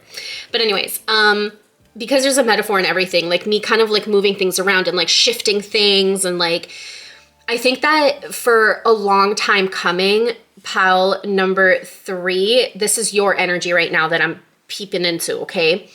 You have really undergone immense transformation in yourself. Like the 10 of Wands here is you taking in so many of like the lessons that you've learned and having more spiritual, logical, emotional awareness. So much so that like you've worked really hard to get to this point to like envision a different type of future for yourself. Whether this is about finances, whether this is about your current residency, something about jobs here again. Like I'm trying not to be too generalized, but like also give y'all enough details to be like, yep, this is my reading. But nevertheless, with the wasp or bee here, whatever it is, you had really undergone a lot of like shadow to light work. You've uncovered a lot of aspects of yourself that had you undergo a lot of like stress and strain. I just heard turmoil too. Could have been some forms of like past like childhood abuse, dare I say. Really going the extra mile for other people and being kind of like a people pleaser, you know, really extending yourself and going out of the way to make sure that absolutely everyone here is okay. And in comes your person here, pile number 3, to be like, well, let me take some of that load off of you. you know, let me actually be this like light that protects you. This is really giving me like best friend vibes, to be completely honest with y'all.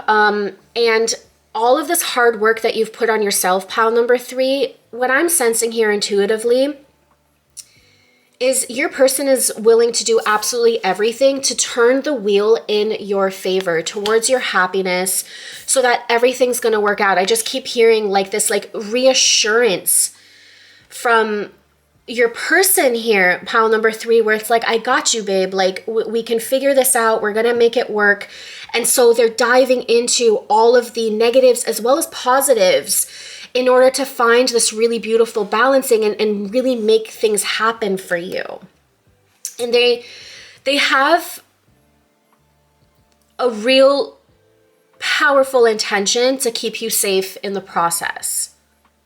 Pile number 3. So I personally really love to see it. And what's really wonderful is that they're acknowledging the growth that you have taken upon yourself. And they want to keep kind of doing this life thing with you. You know, so there may perhaps be lack of emotional reassurance to some degrees because I'm sensing such like a logical like connection here with y'all, okay? Even though there's only like one swords, but again, I'm an intuitive reader for any of y'all who may not know. Nevertheless, there's this like, there's a grace factor that you both offer each other. And I think that both of y'all have gone through immense growth yourselves. Now, obviously, I picked up more on your own energy here, pile number 3, because that's who I'm channeling for today. But you can even tell here that like with the 7 of Wands and 3 of Coins energy, like your person had been burnt too, perhaps in different ways is what I'm hearing. And yet enough to really truly understand where you're coming from and to further protect you. They want to take some of the load off, I keep hearing. So whether this is moving, whether this is changing up careers, switching up residency, perhaps maybe even like healing some familial quarrels that perhaps maybe you had undergone here, pile number 3, that like pile number or your partner is looking to like help you through. And they could perhaps maybe feel a little bit wary about how they can approach you emotionally to make you feel safe. Because it's beyond just words or this really beautiful, like soulful soulmate best friend connection. For your person, they actually want to ground the overall emotional wellness into this relationship. So there may be slight detachment or like curiosities between you and your partner being like, okay, like, do you really got me? Do we have this? Like, can we really do this? And I want to say whatever it is, the answer is yes for y'all to actually truly succeed and make whatever it is that you envision, pile number 3, into an absolute reality. It's about really taking step by step, as opposed to it being super, what's the word I'm looking for? Impulsive. You know, they're here for the long run for you. They just may not fully express it because they're unsure of how to play their roles. So they're kind of still doing like the researching. And yet their primary intention is to truly make things work for you, make you feel safe, and keep you protected. This is really, really nice energy. I love it. I love it. Pile number 3, if there's anything that I could potentially recommend is maybe you yourself open up a little bit more emotionally towards your person and like learn their love language and really reassure to them how accepting you are of their protection and of their love for you in general. Okay, because I think that'll also just really entice them to know that they're doing the right things as well. There seems to be, energetically speaking, a little bit of like added reassurance needed, right? So where you might feel like, okay, maybe I need a little bit more reassurance, and being like, wait, so we're doing this together, like, can we, like, you know, this person needs that too from you. So there may be an interesting kind of give and take here where I just heard date night. Perhaps maybe you gotta like just add something to your schedule on like a weekly basis where you spend a few hours together. And no, you don't have to spend money, because I know that's definitely the case where it's like, girl, we can't go out right now. Like, we got to save up to do XYZ. Great. But like, to spend time with your best friend costs nothing. Like, when you are with the right type of person, any time is the right time for a great time, you know? So kind of spend more time together, as opposed to just coming together to put your heads together and like figure out a plan and put everything in motion. Y'all feel what I'm saying here? Like, actually spend some like different type of quality time, because that's only going to help motivate you both to keep on going and to like pursue. Okay, because there's definitely hesitation based on past experiences, perhaps maybe not even between y'all. I'm really thinking that like you both have a past, as we all do. But like, you want to come together to really make things work and like build upon something. But there are just like a lot of like human experiences that are being intertwined here. Like, the both of y'all only have one, you have two here, major arcanas on the table. The rest are minors. And like, minor arcana, at least to me as an intuitive reader, speak on more so the human experiences, the human emotions, the human mentalities that we have to process, release, like accumulate, deal with, like, you know what I mean? But that being said, it's also geared towards balance. And y'all kind of fill in the dots. Like, notice, so you got the 2 of coins here, they've got the 3 of coins. And then we go to the 4 of coins, you know? So like, there's like this like beautiful entanglement of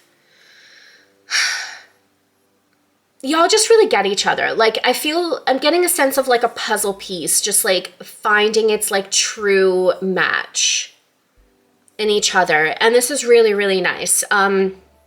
I honestly think that the foundation of a really strong relationship is a best friendship.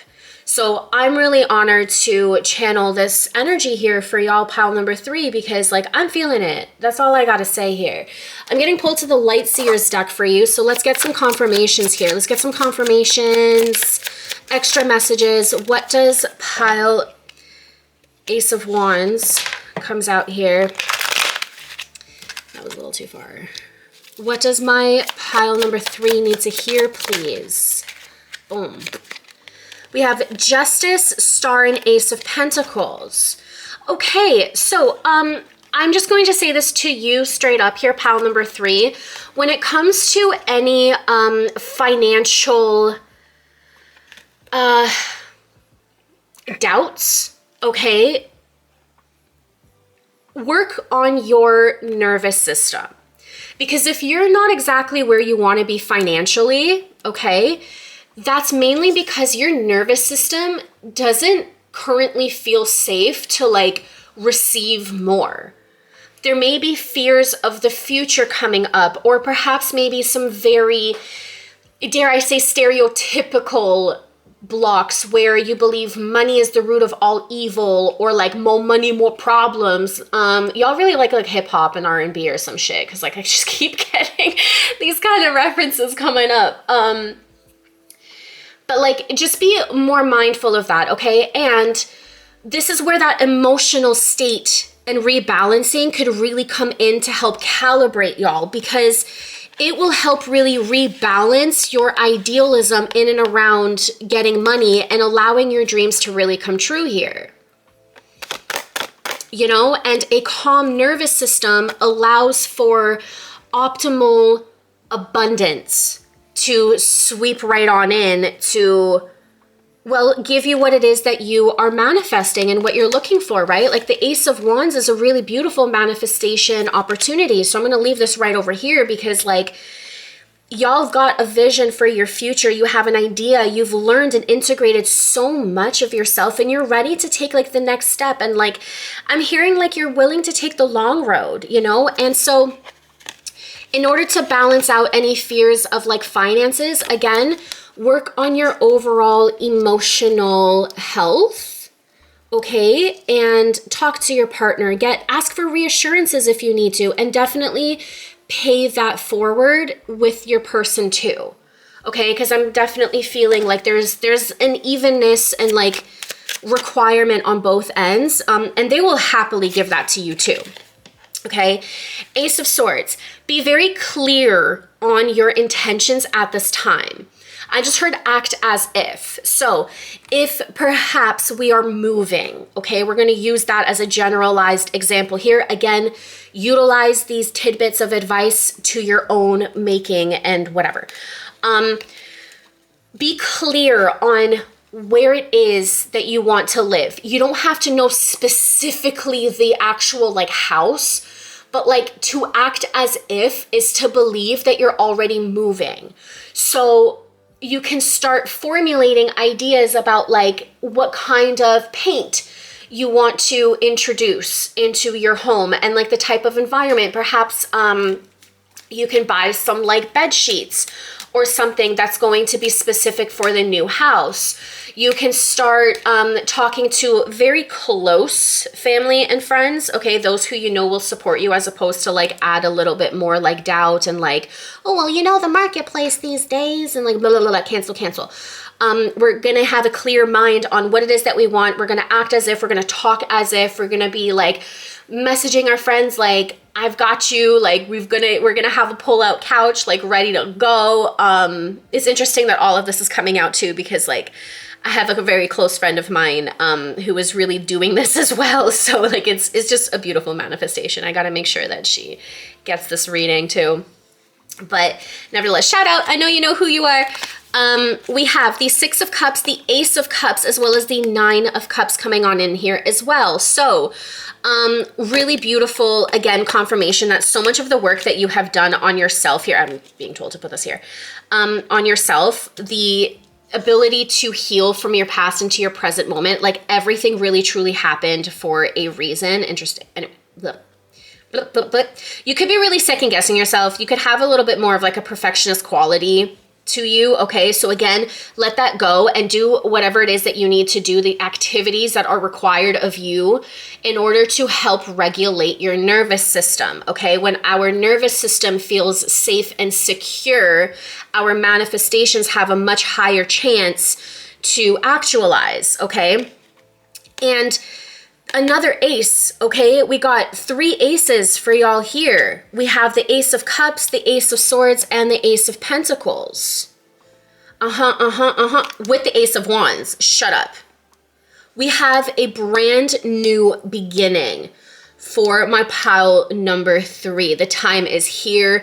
Time to allow yourself to cry those like happy tears, as though, again, you've already accomplished everything that you are desiring to further inflict onto your life.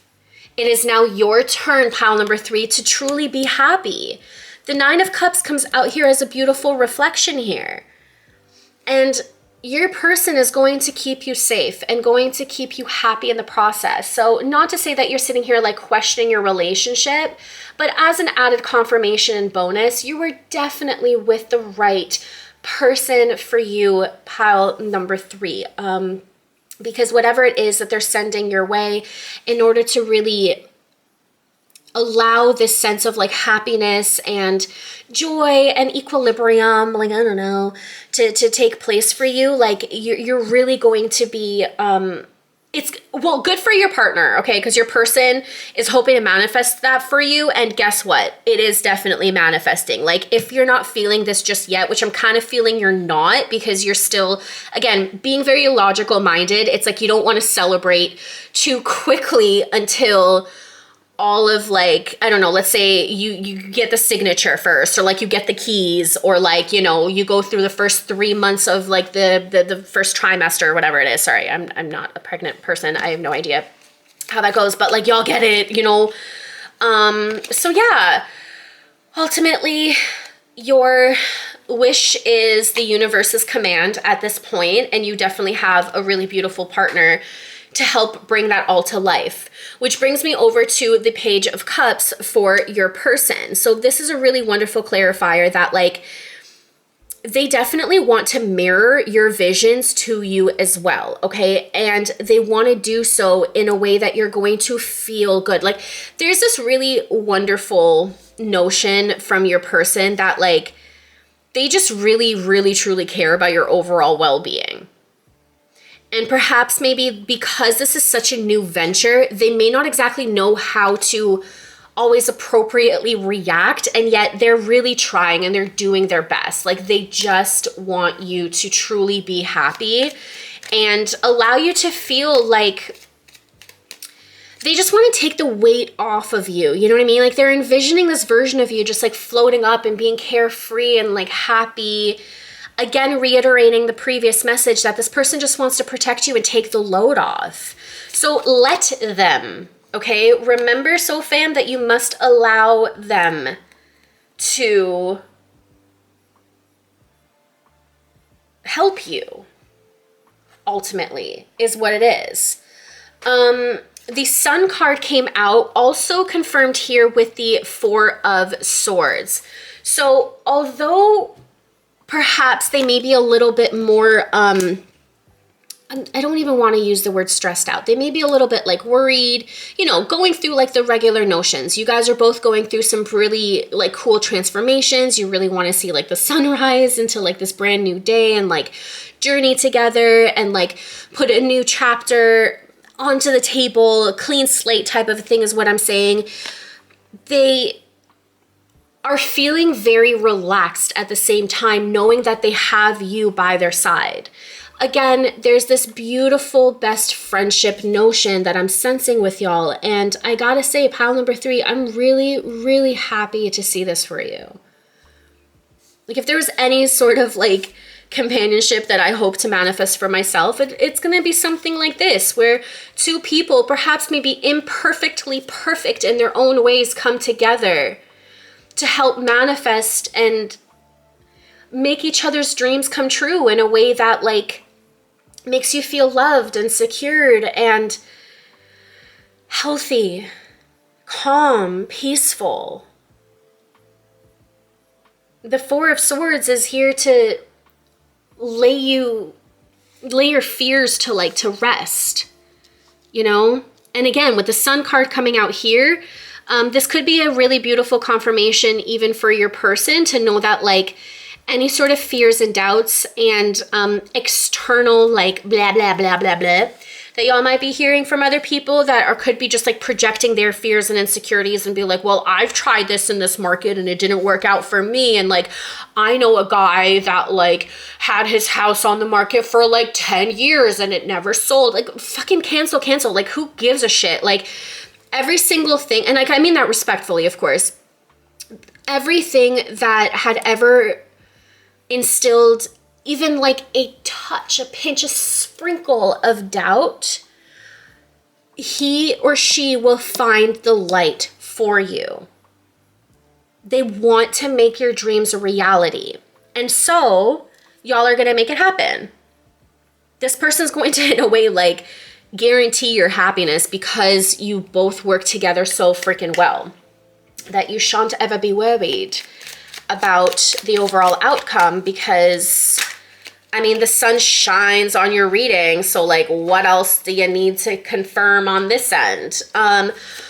We have the World card coming out, so yet another dupe that is lovingly crossed and confirmed. So your manifestations and your views on how it is that you want your future and your like brand new day to be is going to manifest in perfect reality and vision for your person too. Notice how there's some really beautiful synchronicities and similarities here. We also have the Knight of Wands. So side note, this person's really attracted to you. They love your mind. They love your ability to like feel free and happy. Like there's something about your happiness and your joy, pile number 3, that just ignites this person's, I just heard like will to live. Like you're their reason. You are the love of their life. You're their best friend. Like who wouldn't want their best friend to be happy, right? Like there's no competition here. There's community. There's love.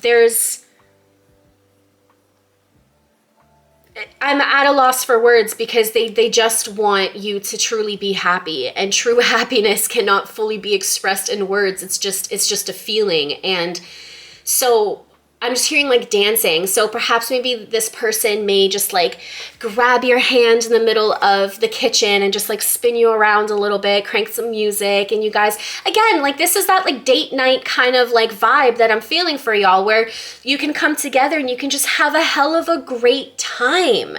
Just being yourselves and being fun and grow younger at heart as you grow old together.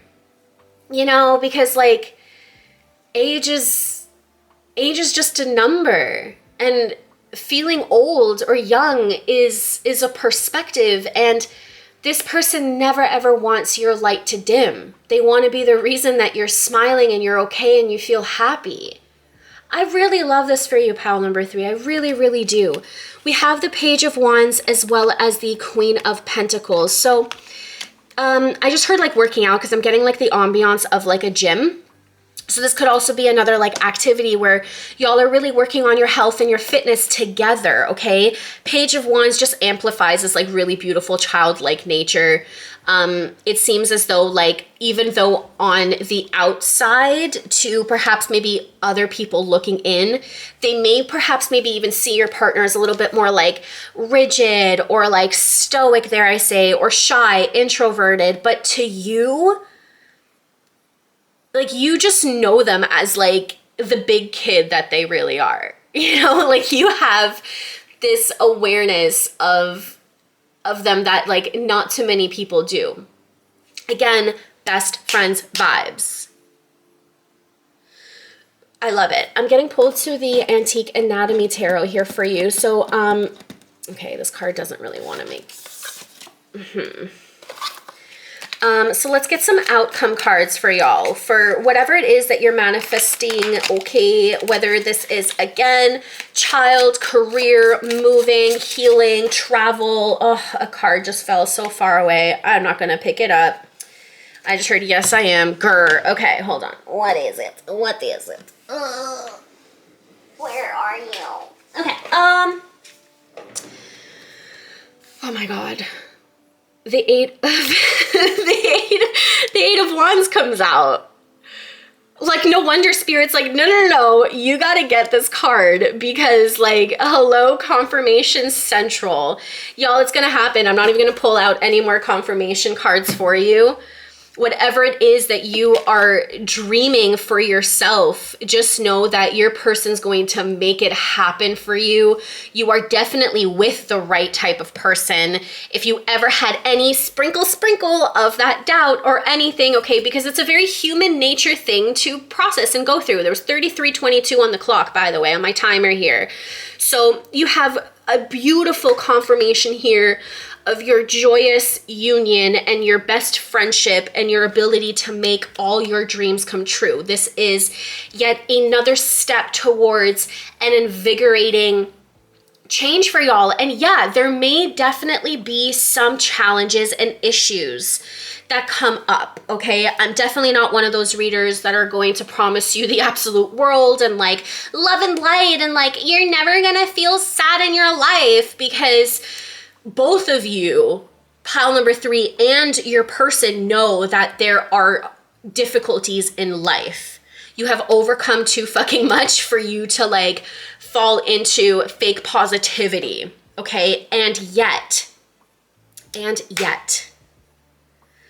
positivity is what you will get.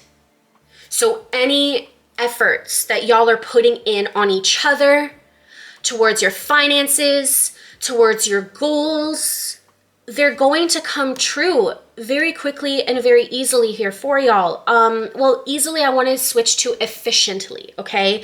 Because when y'all have the right type of partnership and a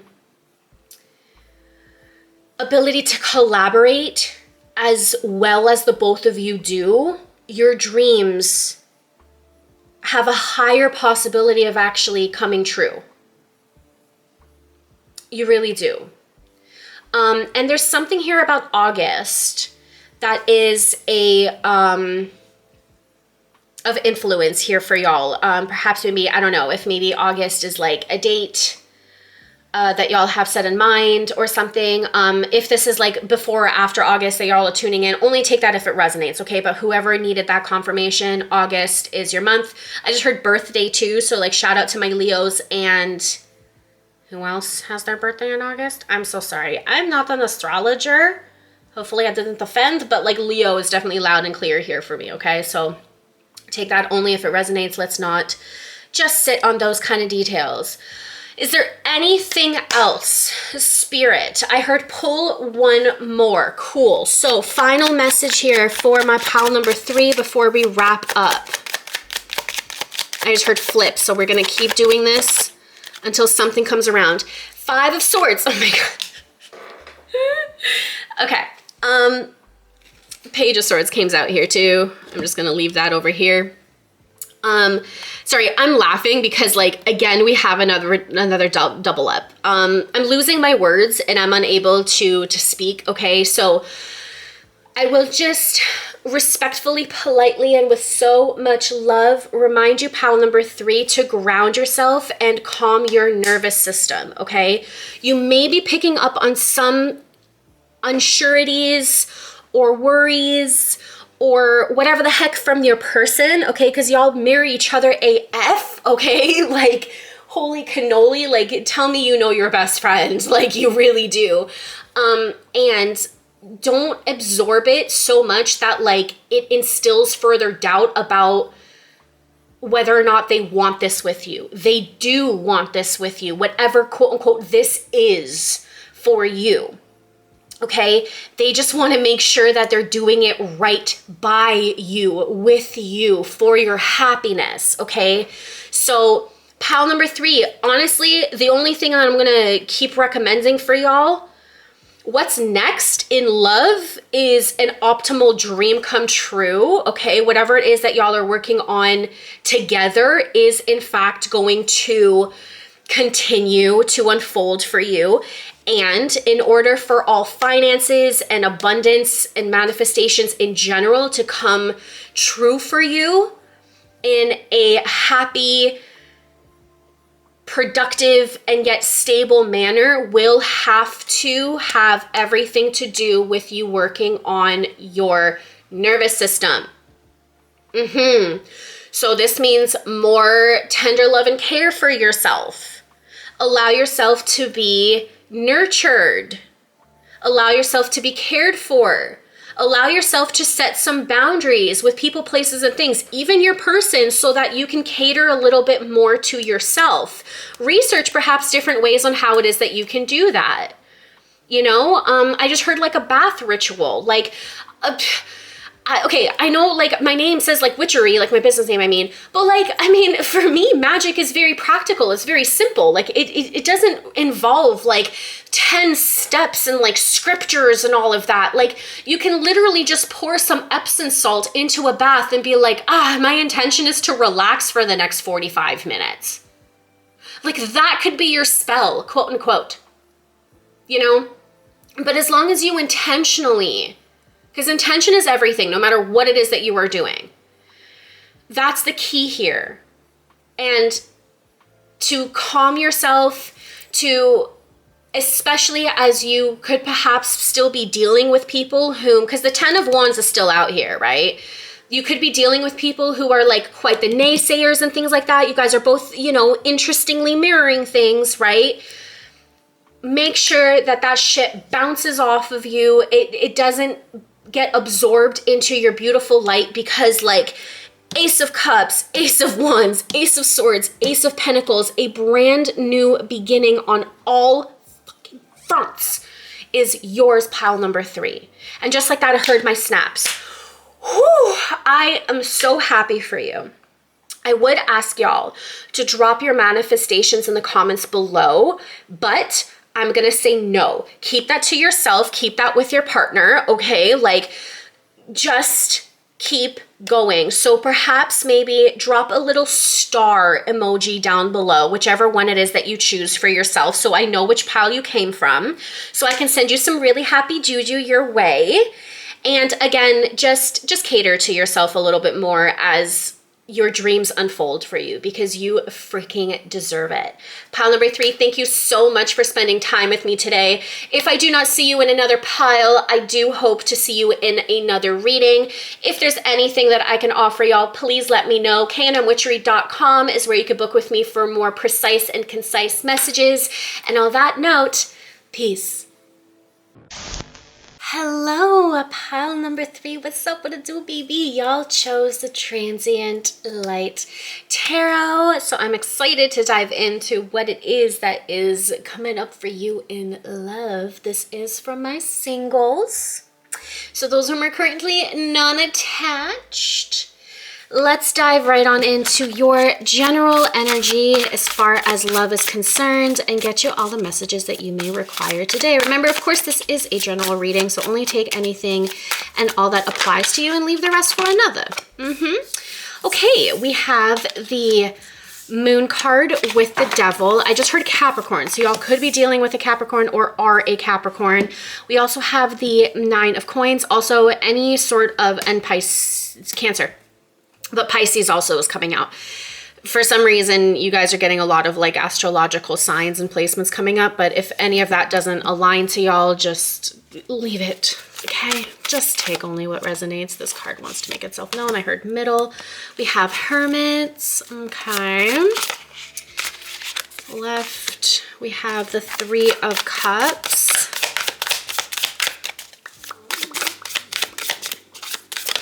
My dog is relaxing on my bed. 10 of Cups.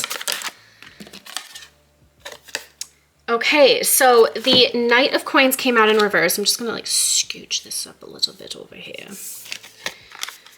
Hopefully y'all can see everything. Yup, you sure can. We have the Emperor as well as Strength. Okay, so Tower card is at the bottom here, which I'm going to accept and keep. Immediately I like put my hands to cover my eyes. So pile number 3, singles. Y'all are going through some really deep transformation, and where this Tower card comes in, there seems to be this grand epiphany coming on in for y'all, okay? Whether you have been mistreated or perhaps been the one that had done the mistreating, or both, there's usually, you know, a cause for a reaction and things like that. There seems to be this like deep realization of who you were towards who it is that you really want to be, in particular, perhaps maybe to a person in your life. Oof, my heart just like went like dush dush. Really interesting. Leo's here, Aries is here. For some reason, astrology. Are you guys like really into astrology or something? Let me know, because this is the first time that I've actually like dove into like specifics like that.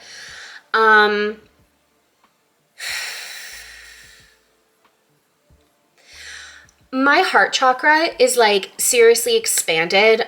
So y'all just, okay, few ways I'm reading this. You may really be learning what love is for you, and perhaps maybe have just identified that you are in love with someone that you perhaps maybe cut ties with before, or you had recently been broken up with the love of your life. I also heard like mistake. So you could have, as another scenario, been with someone who could have been like your perfect, like ideal mate, broken up with them because life, let's just leave it at that. Whatever reasons maybe are personal. Remember, this is of course a YouTube reading. And then you got into a relationship with someone where you fell in love again, right? Different person, different qualities. Like you're definitely able to love more than one person in your life. And yet there had been some form of like grand awakening, if you will. And I'm going to talk about some causes for that. That you kind of recognized where you had done your first love, for lack of better words, in this scenario, harm. Because the person that you fell in love with the second time basically did to you what you did to that first person or first love. Now, obviously, like, it doesn't have to be your first love or your second love, but I'm just saying, like, between these two relationships, like, I'm kind of getting like this interesting internal dynamic between you here, pile number 3, that like you're really recognizing your old ways and how they're not exactly serving you. And so you're going within, doing a lot of that heavy work and heavy lifting on yourself, on your heart, on your healing. I just heard healing attachments. So yeah, and there's like a deeper anxiety that's coming up here as well for you. My dog is also getting hella restless, so you might be hearing her making some noises because she's stomping at me with her beautiful little sparkle eyes, going like, I demand attention.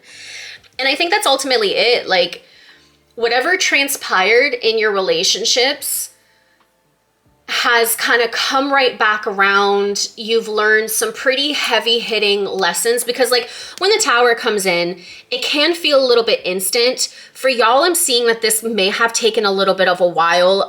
When it comes to like what could have happened, one or both of y'all may have placed yourself, there it is. One or both of y'all may have placed yourself into like a third party situationship. Now, third party doesn't necessarily always have to mean cheating, but I did get a great confirmation with that as well. Because with the 3 of Cups here, especially to the 10 of Cups, vessels or cups in this deck, you've really gone within to kind of illuminate what and who you've been entertaining and perhaps maybe placing as a higher priority than your happiness and your love life and overall like commitment. So as an example, you could have been a player in the past here, pile number 3, okay? Whatever it is that your gender is, doesn't matter. Women and men are both capable to be players and whores, okay?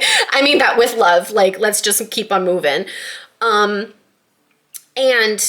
then something happened here, right? Because like the Moon and the Devil came out here simultaneously to tell me that like in the process, in the dark of the night, where you at least expected it, or perhaps maybe like, let's say like the person that you least expected to hurt you, in fact, fell into temptation, or they ended up being like the devil in sheep's clothing. Luna, can you please stop, Baba?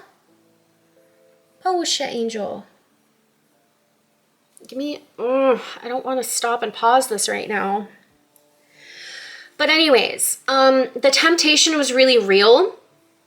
I feel like someone had definitely betrayed your trust in one form or a fashion. Could be someone that had really lied, deceived you.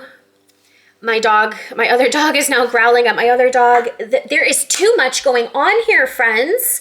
Lots of distractions. I'm gonna tell you that much, because when it comes to pile number 3, and like my bad, because like this is definitely kind of fucking with my ADHD right now, I'm not gonna lie.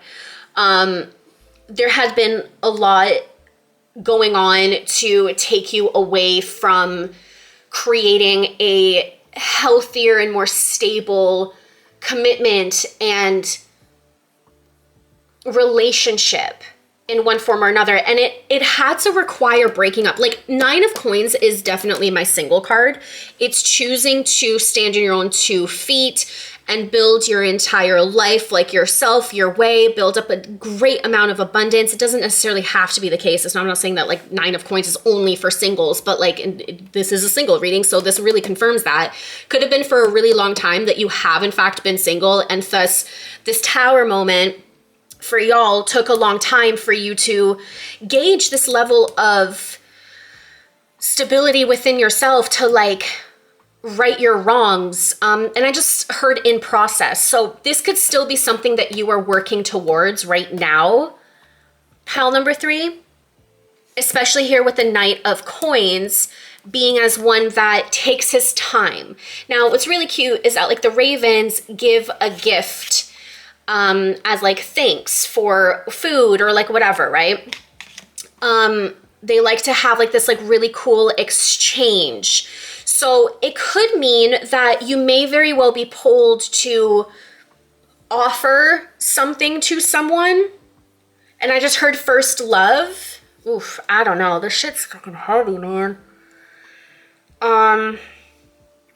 So you may be working on building up the strength in perhaps maybe rekindling an old relationship, or if it's not even going back to like a person, it's the matter of making yourself better for a future commitment. So that past experiences and quote unquote like mistakes aren't going to happen again.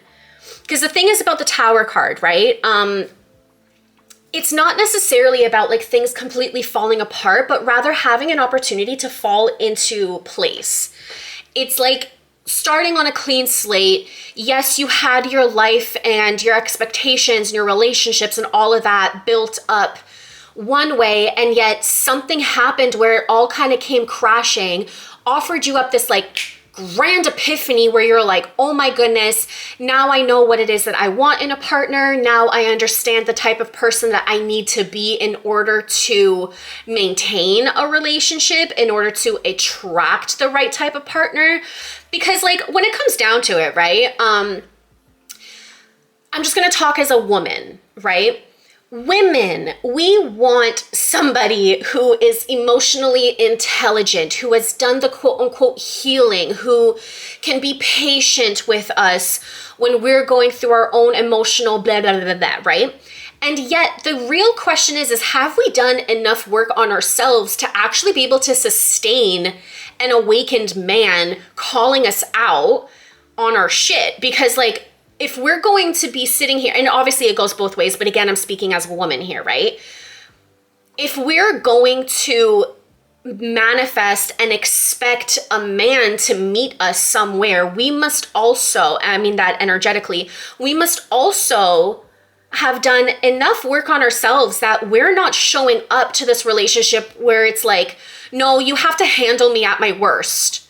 And I'm crazy and like, I am really jealous and you're just gonna have to deal with it if you really love me. Like, what? Like the right type of man at a high energetic caliber isn't going to accept pettiness and delusion and disrespect. They're gonna, oh, it was 12:22 on the clock right there. Spirit was like, yes, girl, go off. Love it. You're gonna have to meet and heal and prioritize yourself differently, react differently, show up differently in order for the right type of mate to come on in. So male or female tuning in, don't matter to me. You could be a they, them for all I respectfully give a fuck. Like, in order for you to manifest the right type of caliber requires you to change you settling for 3 and do that internal work to then create the opportunity for a 10. Okay, now this isn't like levels as in like the type of people. I'm talking about like, we can really fall under the illusion, which the devil loves to do, right? Like play on temptation and illusion and all of that. Notice how my dogs are nice and calm right now. Everything's a metaphor when I'm reading, I swear. Thank you, by the way, puppies. You could be really falling into the illusion that like perhaps maybe a 3 is all that you are deserving of. And that's all you're willing to accept because you are comfortable in past ways of being, you know, where you would prioritize, let's say, work over relationships. Because again, it doesn't always necessarily have to mean other people, although I'm kind of feeling, especially with the Tower card here, you know, there seems to be a lot of sexual plays. So it could very well mean that like you wanted more for yourself and kind of took advantage or lacked the healthy level of discernment to realize what it is that you have before it was gone. And so what happened was, in a way, especially with the moon card here, you manifested a relationship that like taught you this lesson. In a way that like perhaps maybe the first person that you hurt would have never done that onto you. And so you're sitting here going like, damn, like I get it now. You know what I mean? Like he loved me, she loved me. And like, yeah, maybe we were young and immature, but like, damn, was I dumb in my play in this too? Ooh, I just swallowed pretty hard on that. So like, it could be a really like tough pill to swallow when we hit this type of self-awareness in ourselves where we recognize, okay, maybe we drove that person into insanity. Maybe we also played a part in why this particular type of relationship, quote unquote, failed. And so with the Emperor or the Defender in this deck here, alongside with the Strength card, you're really going within, taking your time to become. And there's this peace that just washed over me. It's like the anxiety is starting to dissipate. And you're regulating your nervous system. You are perhaps going to therapy. You are igniting this level of self-awareness that is enticing you to, again, just be different. Ooh, damn. Okay. Let's get some clarifiers up in here. What does my pile 3 singles need to hear? I will say here, because I'm definitely getting pulled to this, when it comes to the devil energy here, especially here with the Ace of Swords, nobody has a hold on you. Okay, I'm actually going to shove this aside because I realize I have a lot more space in comparison to the couples. Nobody has a hold on you. I love that. Hierophant came in. Let me reiterate, sorry, because my energy went into like different places here. Number 1, you have full control over your energy and your free will. Nobody, I don't give a what they freaking tell you or what they proclaim themselves to be, okay? Nobody has the power over you. So if you think that anybody like cast any like quote unquote spells on you or has any sort of impact on how it is that you are healing because, oh, well, this person is only coming up in my thoughts because they must be thinking really heavily about me. Like, no, you're actually in charge of your own frame of mind and everything. Like, the reason why this person keeps coming up is because your unconscious mind is bringing to your forefront now, to your conscious mind, to your logical mind, hey, we got to heal and process this. There's something here that we need to push past and move through. You know, so it's about like changing your perspective on who has control over your narrative and your thoughts. The devil has a way of like tricking you into thinking that like someone or something else has control over you, like temptation and whatever, right? But notice how the Hierophant came right after the Tower card. The Hierophant, there's like this like really beautiful like wisdom that lies behind this illusion, if you will. And I think that y'all deserve like a round of applause. Let me just, because pile number 3, and I've definitely been where you are. I'm still working throughout my own healing and shit like that. Like, I don't know how long y'all have been single for, but like for me, it's been a long time. People, places, and things come up to our forefront because we're ready to either pursue or release. And nobody has that power over you, soul fam. So if these thoughts of like a past love is coming up and you want to ignite and heal that, trust your intuition and go forth and do that, even if it's only for yourself. Heal the parts of you that you need forgiving, because perhaps maybe it's less to do with them forgiving you, but you forgiving yourself first. Do you know that there's like an immense amount of power behind that type of mentality and perspective? And you show up differently. Energetically, you start changing your overall vibration and meeting a different, higher caliber, you know? And or you could be thinking about the person that like really hurt you and could perhaps maybe even be like addicted to the cortisol levels being all jacked up, you know? Like when we're in really toxic relationships, we tend to confuse a dysregulated nervous system as love because, oh, I feel butterflies and this person makes me feel like this spark. Like, no, like the right person for you will help you feel calm, will be like your best friend. That's not to say that you're never going to feel like nervous if you really like someone, but that's also like, okay, let me ask you this. Is it that person that's making you feel a particular way, or is it perhaps maybe the fear of rejection and abandonment? Okay. So these are the types of like mentalities that we gotta start implementing in ourselves, because the unconscious mind, the moon here, right, holds 90% of our overall ways of being. It holds our values, our beliefs, how we learn, how it is that we overall like survive. You're not sitting here thinking how your heart is pumping blood throughout your entire body and your veins. Like, no, that is happening unconsciously, right?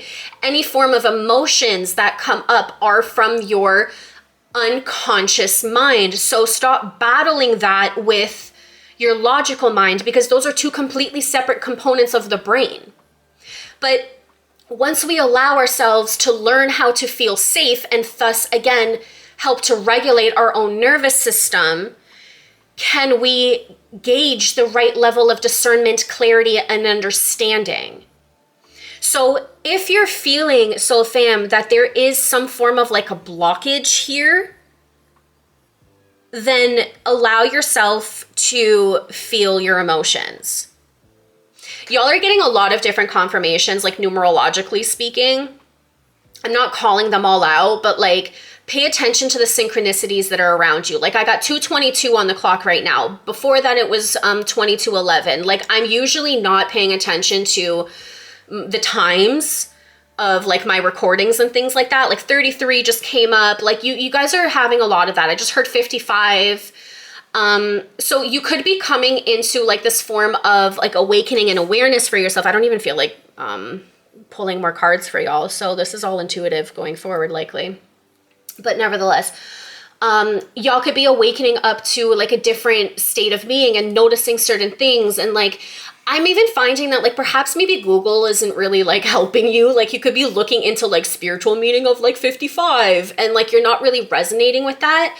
And that's okay, because ultimately any sort of signs and synchronicities are for you. They're personal. Right? So if you're not resonating with what another person is saying, I just heard soulmates and twin flames. Oh my God, y'all are going down rabbit holes, huh? Interesting. So you're really learning a lot about who you were, who people are to you, different types of connections. And yet I'm feeling that there isn't like that great of a resonance. Like there's other people out there in the hemisphere and whatever that are just not offering you the type of information that makes you go, yeah, that's exactly it, you know? Mainly because I think y'all are really stepping out of like delusion. And I mean that with so much respect. Like when it comes to even my own frame of mind of like twin flames as an example, it is far beyond the over-romanticized notion that is constantly being fed to people that like, and I know y'all believe me if you're still here, or not believe me, but like y'all resonate with me when I say that, like to think that you have half a soul and the other half of your soul is in somebody else's body just creates this unconscious notion that you are incomplete unless you have union, quote unquote, with somebody else. When meanwhile, you are complete all by yourself. What a twin flame is a beautiful reflection of your vibrancy. Like, it's like the equal, I don't know how to word this properly because I feel like y'all can't even find the words, and it's so funny because I've done so much research and shit on twin flames, and yet I'm like drawing a blank. So resonating with y'all and reading your energy is definitely kind of fucking me up. But that's good, that's fine. It's just that like, I think what it is, before I even finish that sentence and offer y'all my own beliefs, and on my K&M Witchery YouTube channel, by the way, because this one is readings by K&M, I do have another one. Once I finally step out of my own freaking way, and yeah, get out of, yeah, just because I'm blocking myself too on certain things. I will be publishing a video that's like everything you need to know, or that I know rather, about twin flames, and I'm going to give you all of my theories and things like that. I'm also going to be having a separate video in and around like twin flame, not twin flame. Okay, you guys might have like this twin flame phenomenon like stuck in your head right now, especially with this Hierophant card here, but what am I saying? Soulmates versus like karmics and things like that. So just please stay tuned. And if you're open to it, like feel free to give me a follow and subscribe on that channel too. I've only got 2 videos up there right now, but there will be more to come. I just, nerves and stuff, healing, you know, all of the stuff that I'm recommending you to continue doing. Yeah, trust me, I am definitely taking that into high consideration for myself too. But nevertheless, be open and free to trust your own intuition, your own guidance, your own wisdom, and like break the mold if you must. And unchain yourself from wanting to like, because I just heard don't tell me what to do. Oh my God. Pile number 3, must I resonate with you so much? Thanks for the connection, by the way. I'm happy you're here, but this is like reflecting an older version of myself that's like, you guys are bringing back to my forefront, and I'm just like, great, I have so much more healing to do. But offering yourself like more grace and knowing that like the need to heal and like switch up your understandings, and like I just heard ego death, you're going to be able to really transmute old ways of being and thinking that are likely going to have to take a lot of time here, okay? Especially with the 8 of Pentacles coming on in. You're really working diligently. I've got the Fool card here too. Opening up to brand new perspectives, kind of making it your own, going to the beat of your own drum, if you will. I think that I am unsure if y'all are fully aware of the caliber of your mind and your way of thinking. Like, I think that you've been conditioned, as we all have, to believe and think certain ways, and you do all of this like research to try to understand things better, but like you're not really feeling like you've met your energetic match. And twin flame just came right on in. So y'all may be you might be considering that perhaps maybe you are in a twin flame union of sorts, okay? But you're not,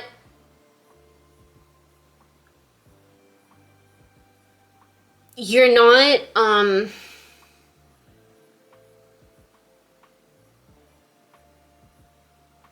not agreeing with other people's perception of this type of connection, because it's deeper than that.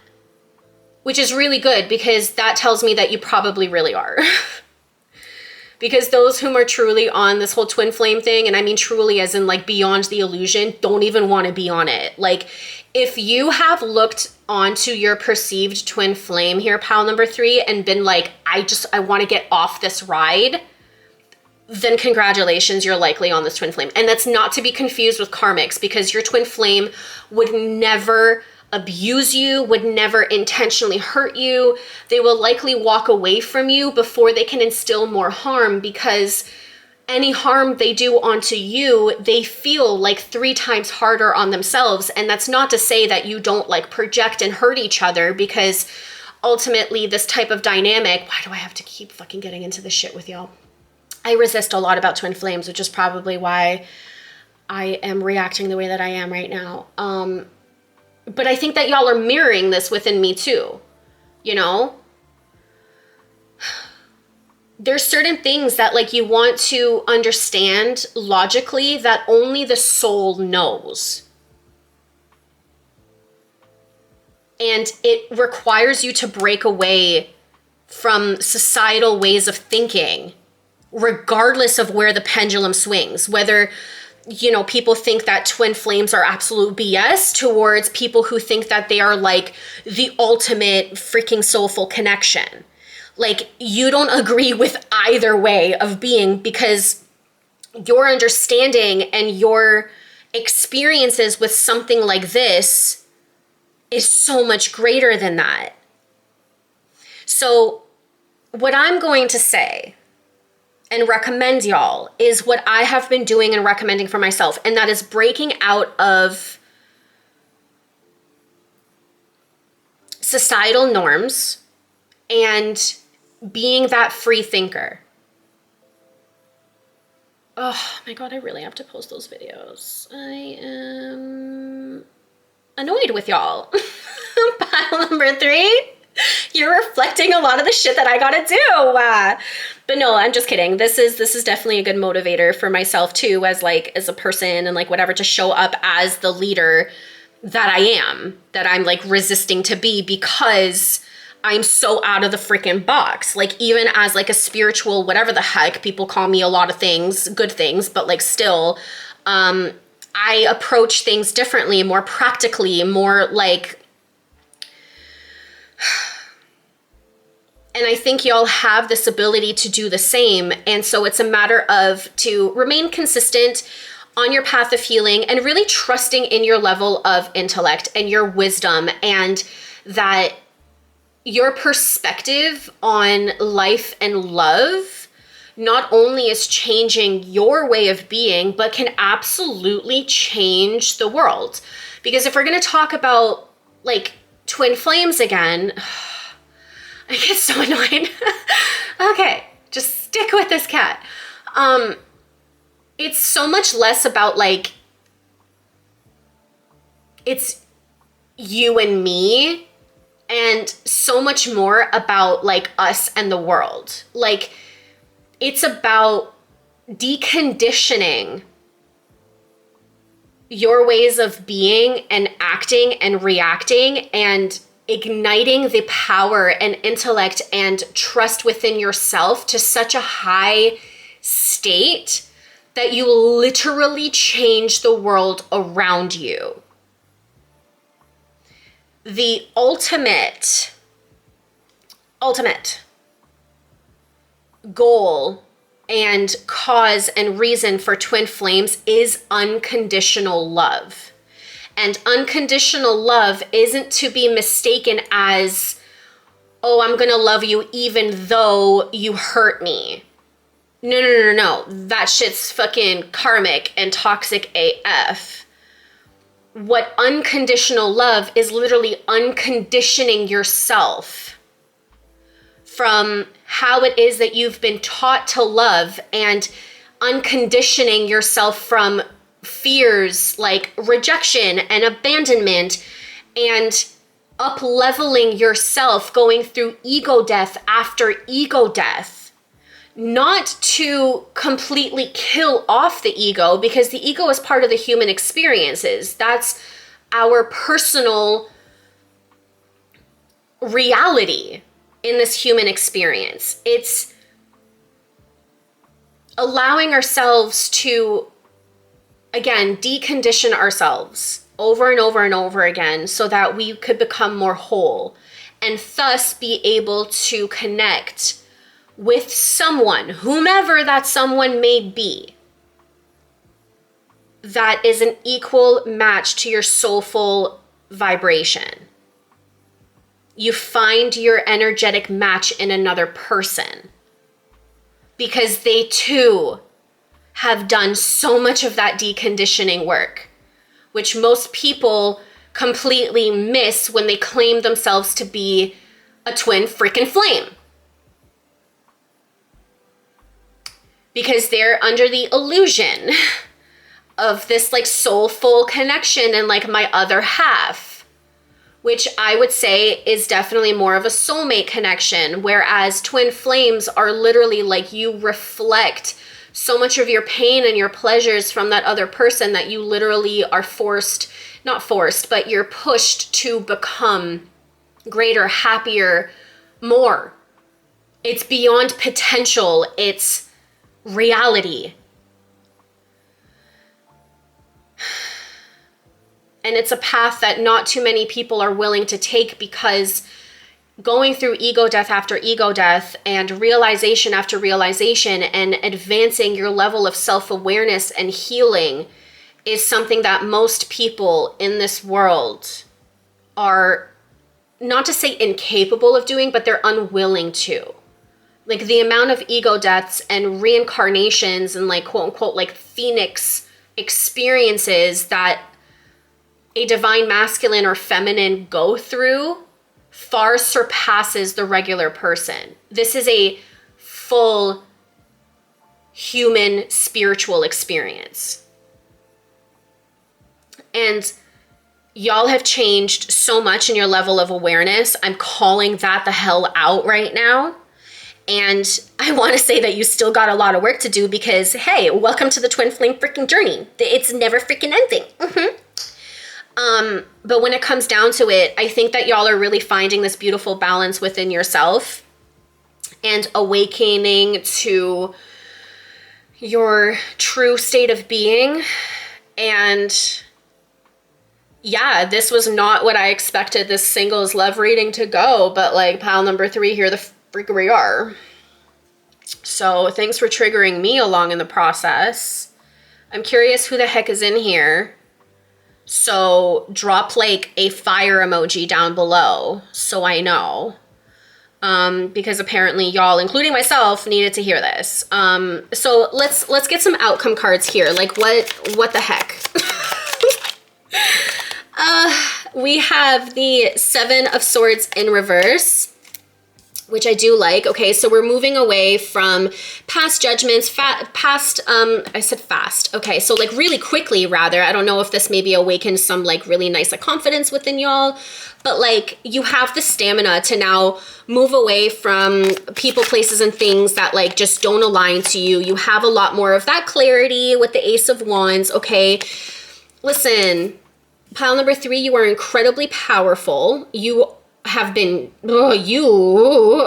chosen, not one of the chosen ones, but like, you know, I don't really believe that there's only like, what is it, like 144,000 twin flames or whatever the heck, like what, like at one time, like ever, like what, I don't know where these numbers come in and like whatever the heck, like different like, y'all are free thinkers as fuck, okay? That's all I really gotta say. And I like it, like it's gang gang, like yeah, that's, I get it. Death card over here tells me that like you're definitely going through a lot of deaths and rebirths right now. Perhaps maybe you are currently finalizing more of like that ego death, because that seems to be a commonality with y'all as well as the Knight of Coins comes out yet again with the King of Pentacles too. So a duplicate here, you are choosing to take the long route, okay? And you're going to find a lot more of that stability within yourself, okay? Like the very simple fact that the King of Pentacles came out also with the Emperor card here, not only are you matching a soulful level, but like on a physical human level, you're going to feel a lot more secure in due time. I'm gonna pull like a bonus card for y'all for some reason. I'm being called to give you some sort of like time frames or something. So I don't know. This card wants to come out. 77 spirituality. So what's the 7th month? July 7th. Okay. Again, with the doubles of like, you know, I just heard no more. So I don't know. Maybe July has something to do with it. Perhaps maybe that's where you're going to feel as though you feel more like calibrated in this overall like experience, or something really grand is going to happen in around that time. Only take that as it resonates, but otherwise just perhaps take it as a really beautiful synchronicity and confirmation. Yet again, y'all have something to do with like double digits and things like that. So yeah, I don't know. Bottom of the deck, by the way, is spiritual career. And it's in perfect, like, what's that word I'm looking for? You get it. Chronicle order or whatever the heck. Whew. And I'm completing this with my hands over my eyes again. So y'all just keep going within, keep processing whatever it is, think for yourself, love on yourself, be patient with yourself, and just know that like your own personal individual perspectives, soul fam, are correct for you. And never underestimate your ability to think outside the box and, dare I say, even put this information out there. If there ever was a pile that I am resonating with, it is y'all, pile number 3. I'm pretty sure I just read my own energy in a lot of ways. So let me know if you're here with me. Again, drop a fire emoji or a candle emoji, because I'm kind of getting pulled to that as well. Let me know if and how this resonated, if it helped you out. I genuinely hope so.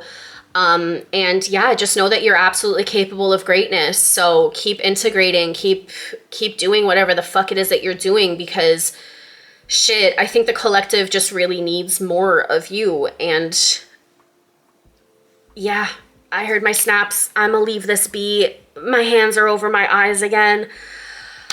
I'm done. I am done. Thank you so much for being here. Number 3, singles. If I don't see you in another pile, I hope to see you in another reading. Hopefully it's going to be a lot less triggering, but nevertheless, triggers are good. That's that tower moment right there. So I'm riding this wave with y'all. And yeah, until next time, thanks, pile number 3. Peace. Woo.